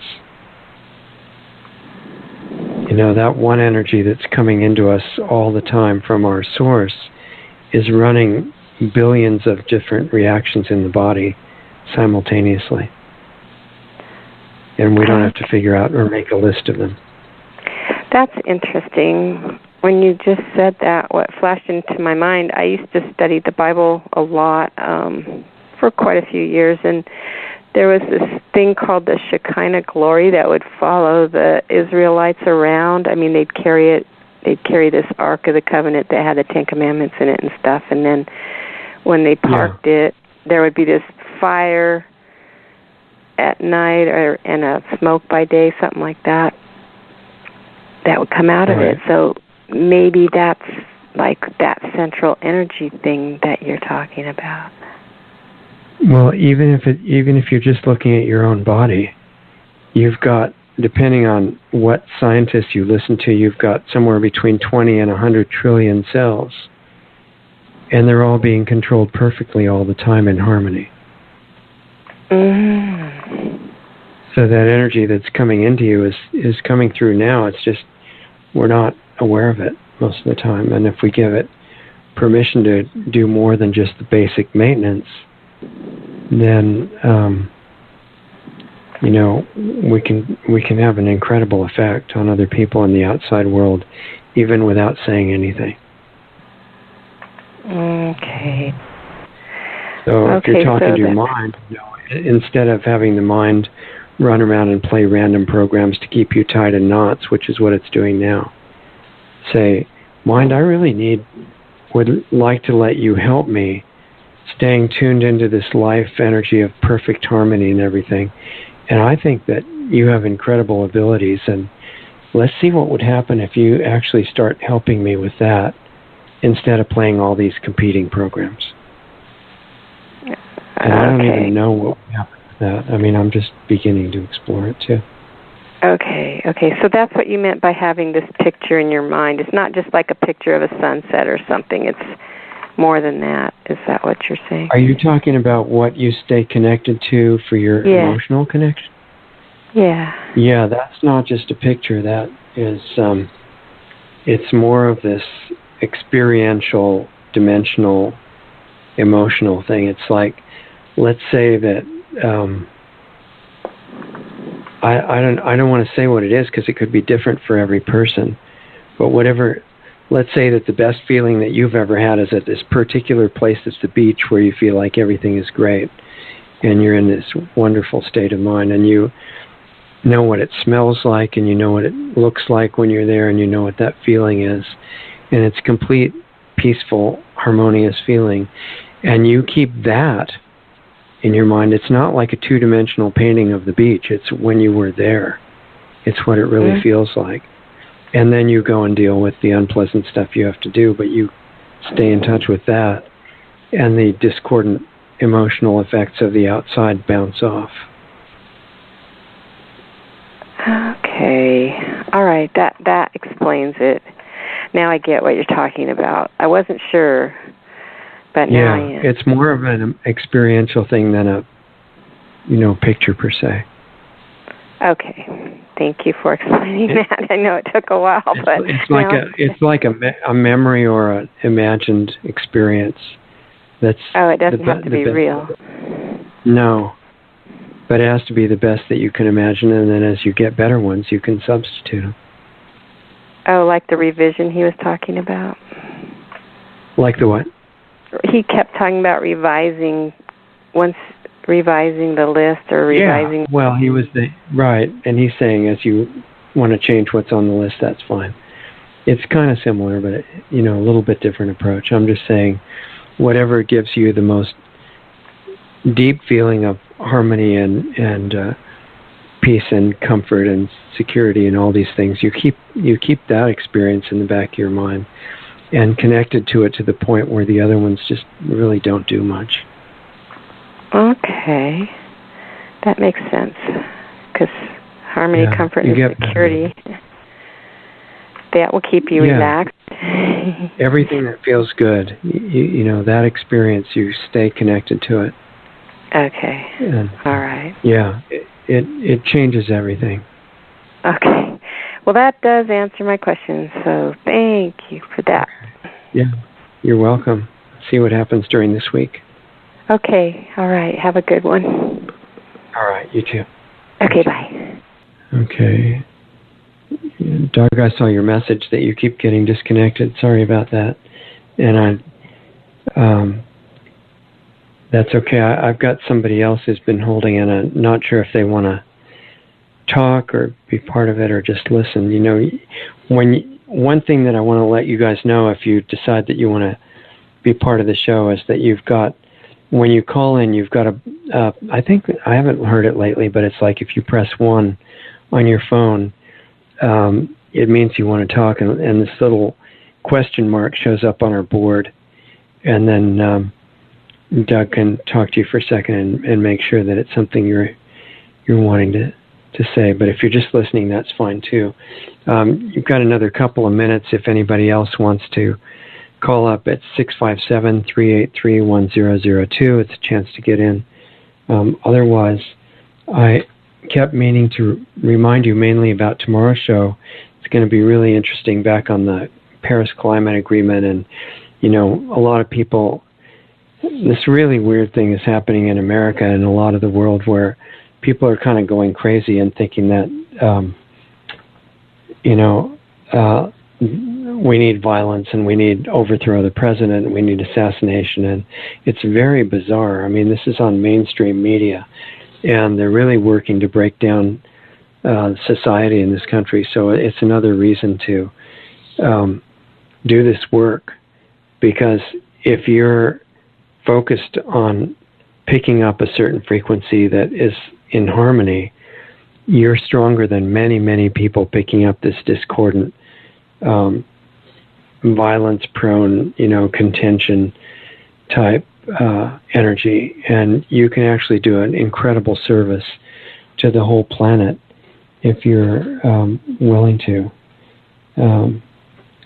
So I just wanted to let you know that this is actually really important work for you to do. It's way beyond what's just helpful to you.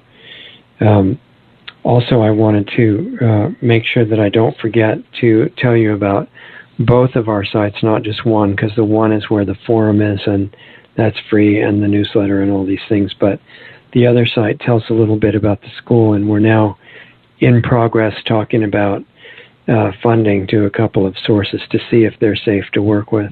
And I don't know the answer to that yet, but it would be kind of exciting from my point of view if it actually starts being built. So I don't know. We won't take any money from sources that could corrupt the energy of this project at all. The school is going to be a place where what we're talking about is demonstrated.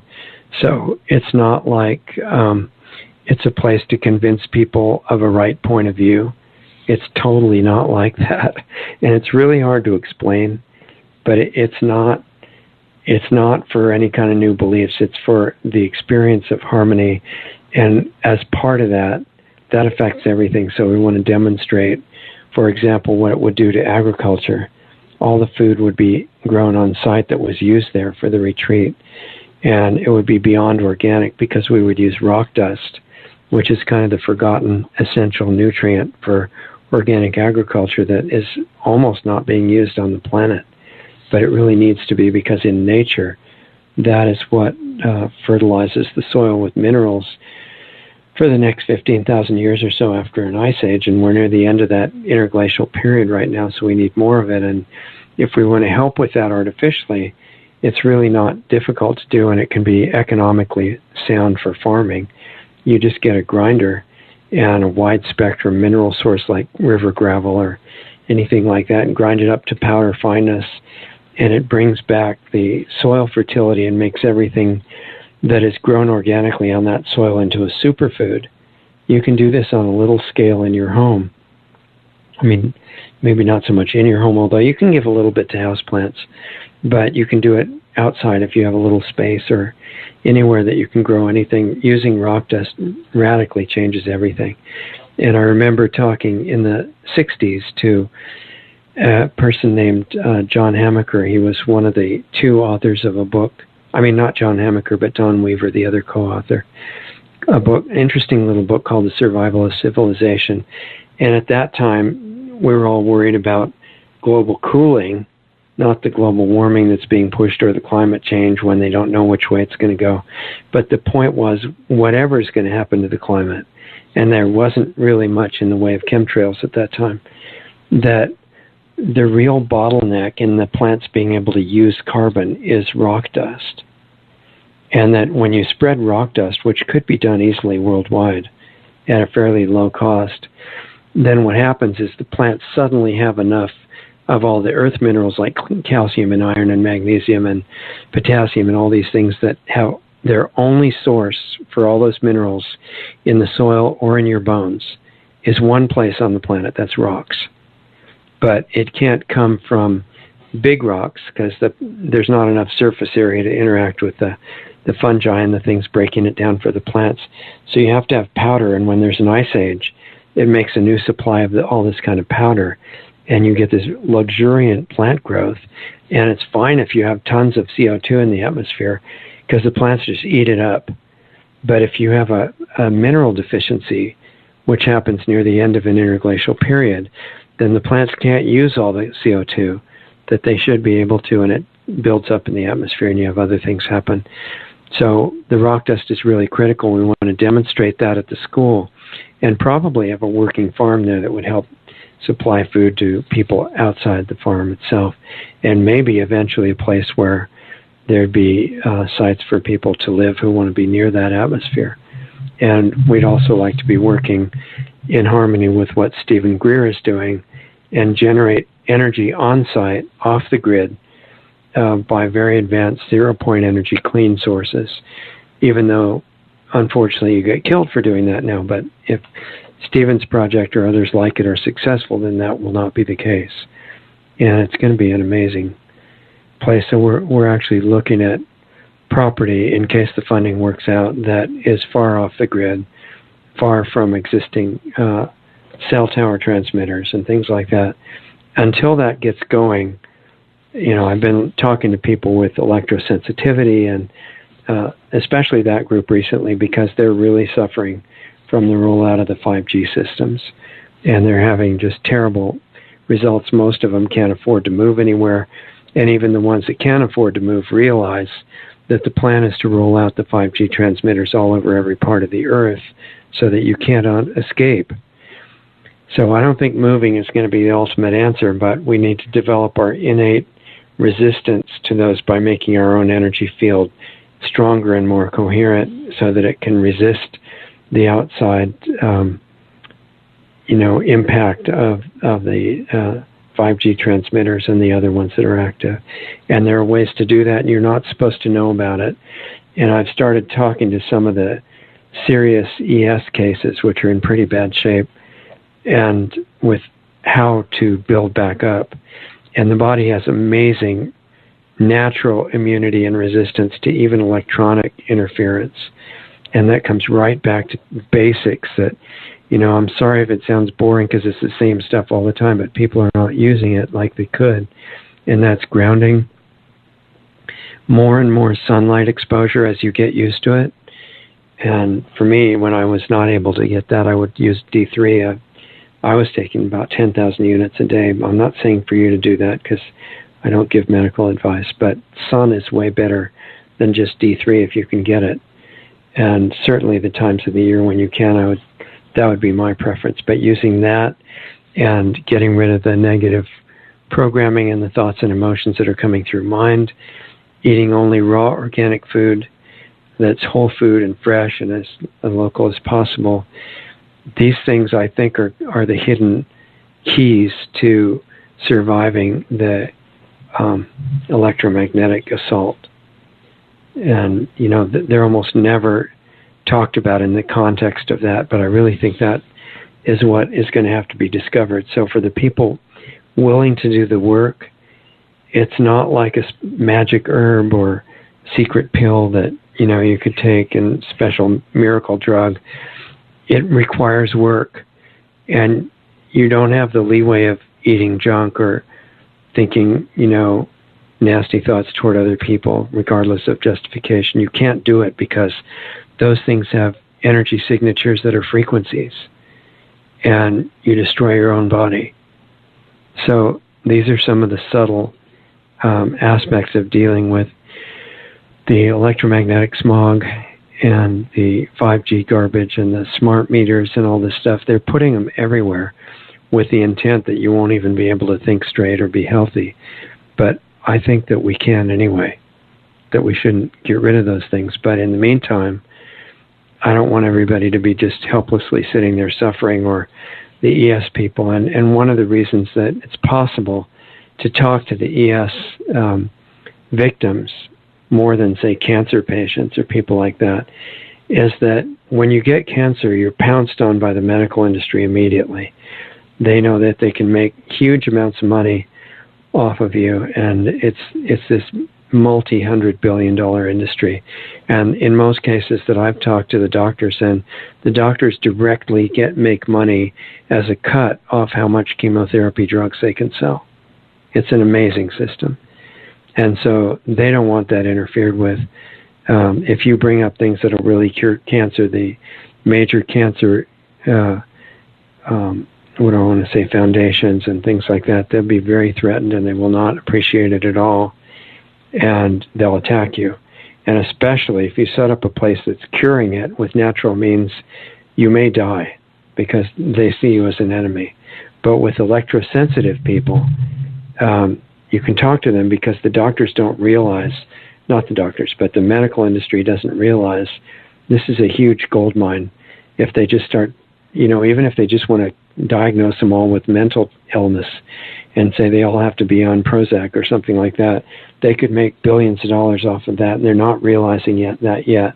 So they're just telling them, you're crazy, go away. And that's perfect because they're not being damaged by conventional type treatments.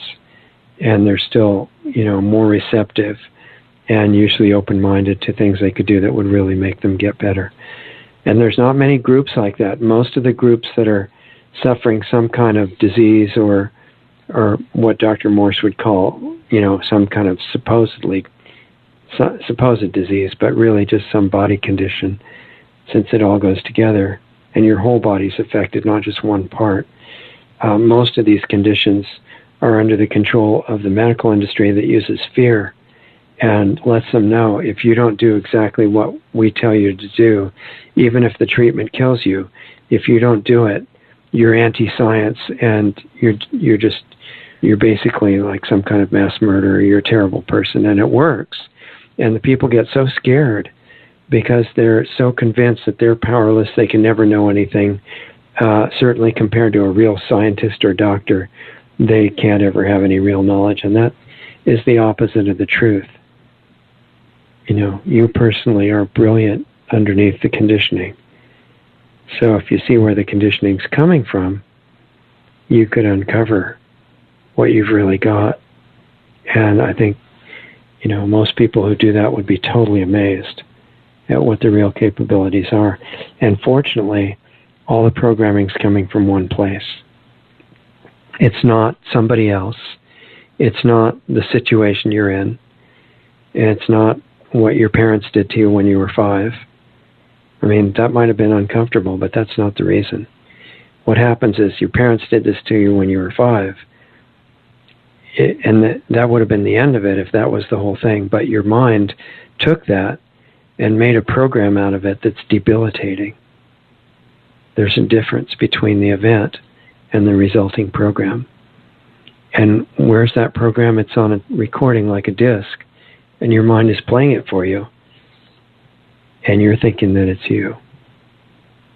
That's one of the biggest scams going. It's bigger than the Nigerian scam that Alex Jones talks about all the time, where Prince Nububu wants to meet you personally, and all it takes is $5,000 to, secure something or other, and then it only takes $10,000 after that, and you don't want to give up because you've already lost all this money. It's a very sophisticated scam that you may have heard of, but that's nothing compared to the scam that your own mind is running on you, telling you that these recorded thoughts and emotions are yours. They never have been.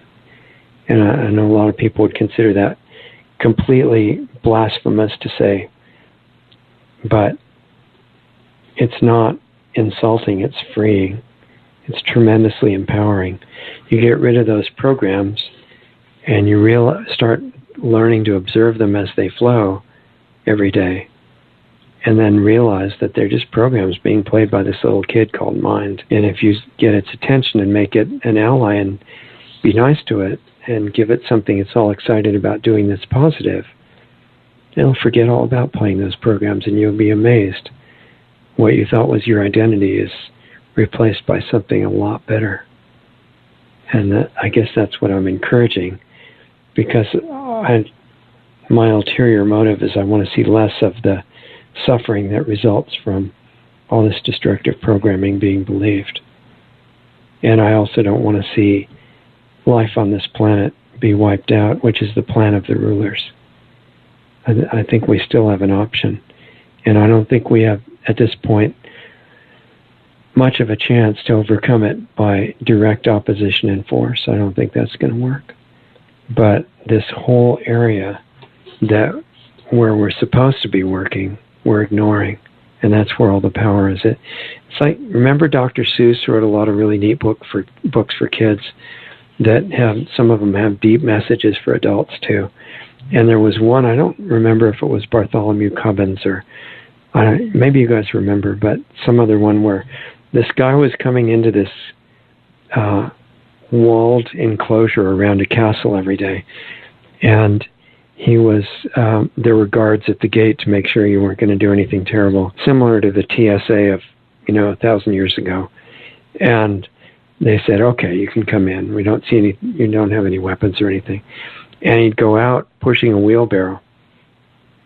And it was full of, usually some kind of straw or something that didn't really have any value. And they would search the straw thinking that he had some jewel or something hidden in there that he was stealing.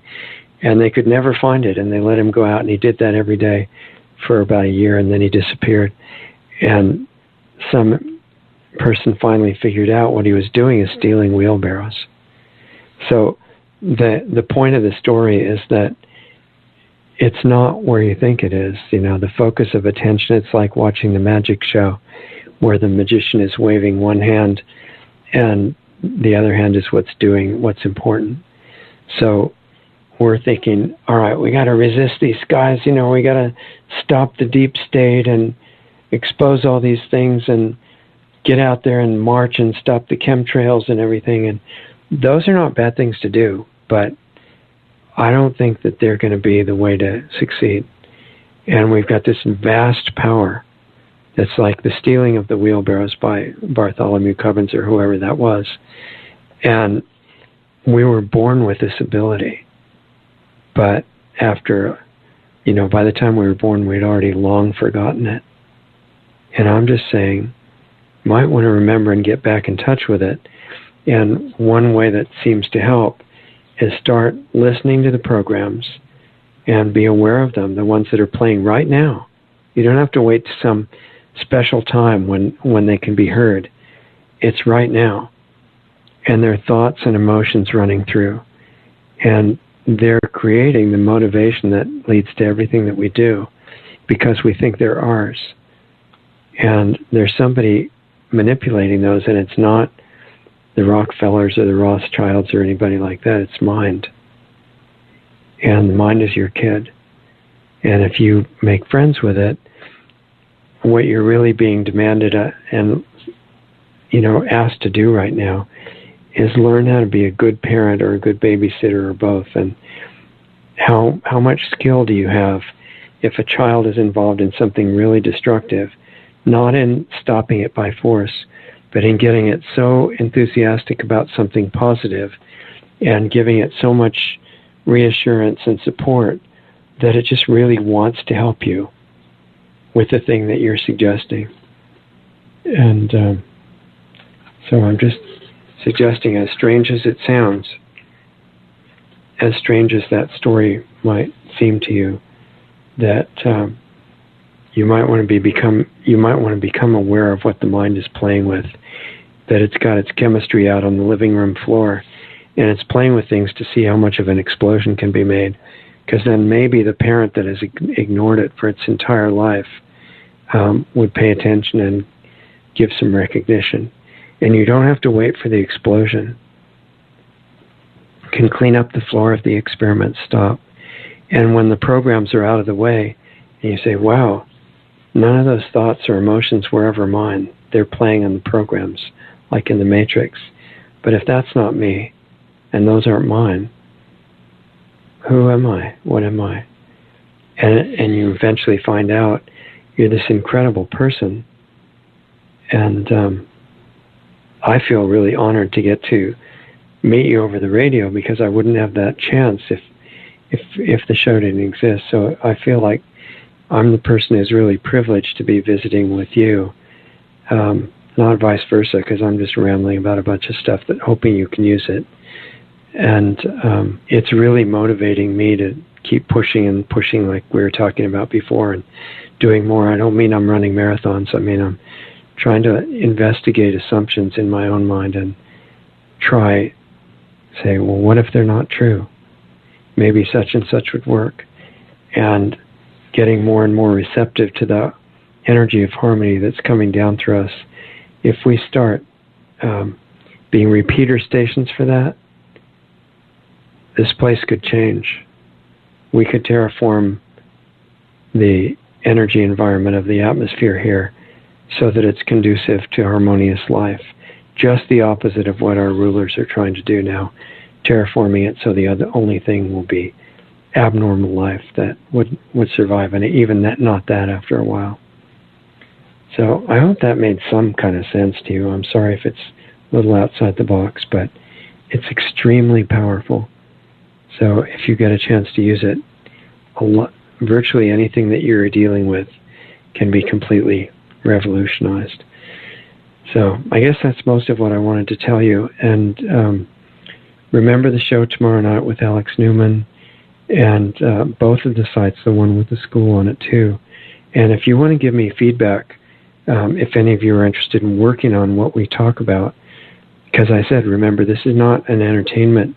Well, it's entertainment in the sense that by listening you agree that none of this is medical advice, and it's just for talking with, people with ideas. But what I really want you to consider is what feels real to you. Start taking it seriously and start being receptive to the energy that's trying to get in all the time. And if you start scanning for that in your attention, and all these other things that have been distracting you and making things unpleasant just fall away. They can't get in once you're doing that. And I'd be interested to know what your experience is of it during the week. And if you can't be at the live show on Saturday, just send me an email, richard@lostartsradio.com, and let me know if any of this is interesting to you and how you're trying to apply it. I would really appreciate that, and I will try to be somewhat in touch with the forum too. It's just the workload is kind of intense right now, and I don't have time for that a lot, but you can always send me your feedback or ideas for shows as well by email at the same address I just gave you, richard@lostartsradio.com. If you're listening to this as an archive in another part of the world, and by far the biggest part of our audience is hearing it as an archive, and you want to be personally involved, just send me what you think would be interesting to talk about, and I'll include it. So I think that's about it. I really appreciate all you guys very much. I'm I'm just doing this for you personally. There's nothing I want back except for you to consider waking up your cell tower capacities. Find out about the laws of nature that we talk about and start using them in your own life. Don't do anything casually without paying attention. It's not just eating, it's everything. And pay attention to when you're sleeping, what kind of conditions you're sleeping in, fresh air that you've got, exercise and movement that you're getting every day. These things are really important, and they're what, in a really subtle way, build up over time. And then suddenly something is visibly wrong with your body, and the doctor will say, oh yeah, you have, and then list some long disease name, completely missing what really happened, which is that over years and decades, you were doing things that weren't what your body needs. So the best way is to reverse that now. Start learning everything that you can without getting all worried and tense about it. Just change what you're doing. And if you see the programs as coming from the mind and not you, then the need to use willpower to change your lifestyle is gone. You just get the mind interested in this, and you can change what you eat, change how you move, change when you sleep. None of that is difficult. It's very easy, because instead of taking care of yourself, you're taking care of your two kids, your mind and your body, and the amount of willpower it takes to do only good things for them is zero. Whereas if you think it's you who is in charge of eating the food and everything, then instead of your body, then it's a big struggle. If your body is your kid and you're feeding your kid, it's no effort at all. So anyway, if any of that is of interest, try it out during the week, see what happens, let me know how it goes, and try and come tomorrow night when we'll be here with Alex, and I'll meet you next Saturday. And thanks for being with us. I'll talk to you soon.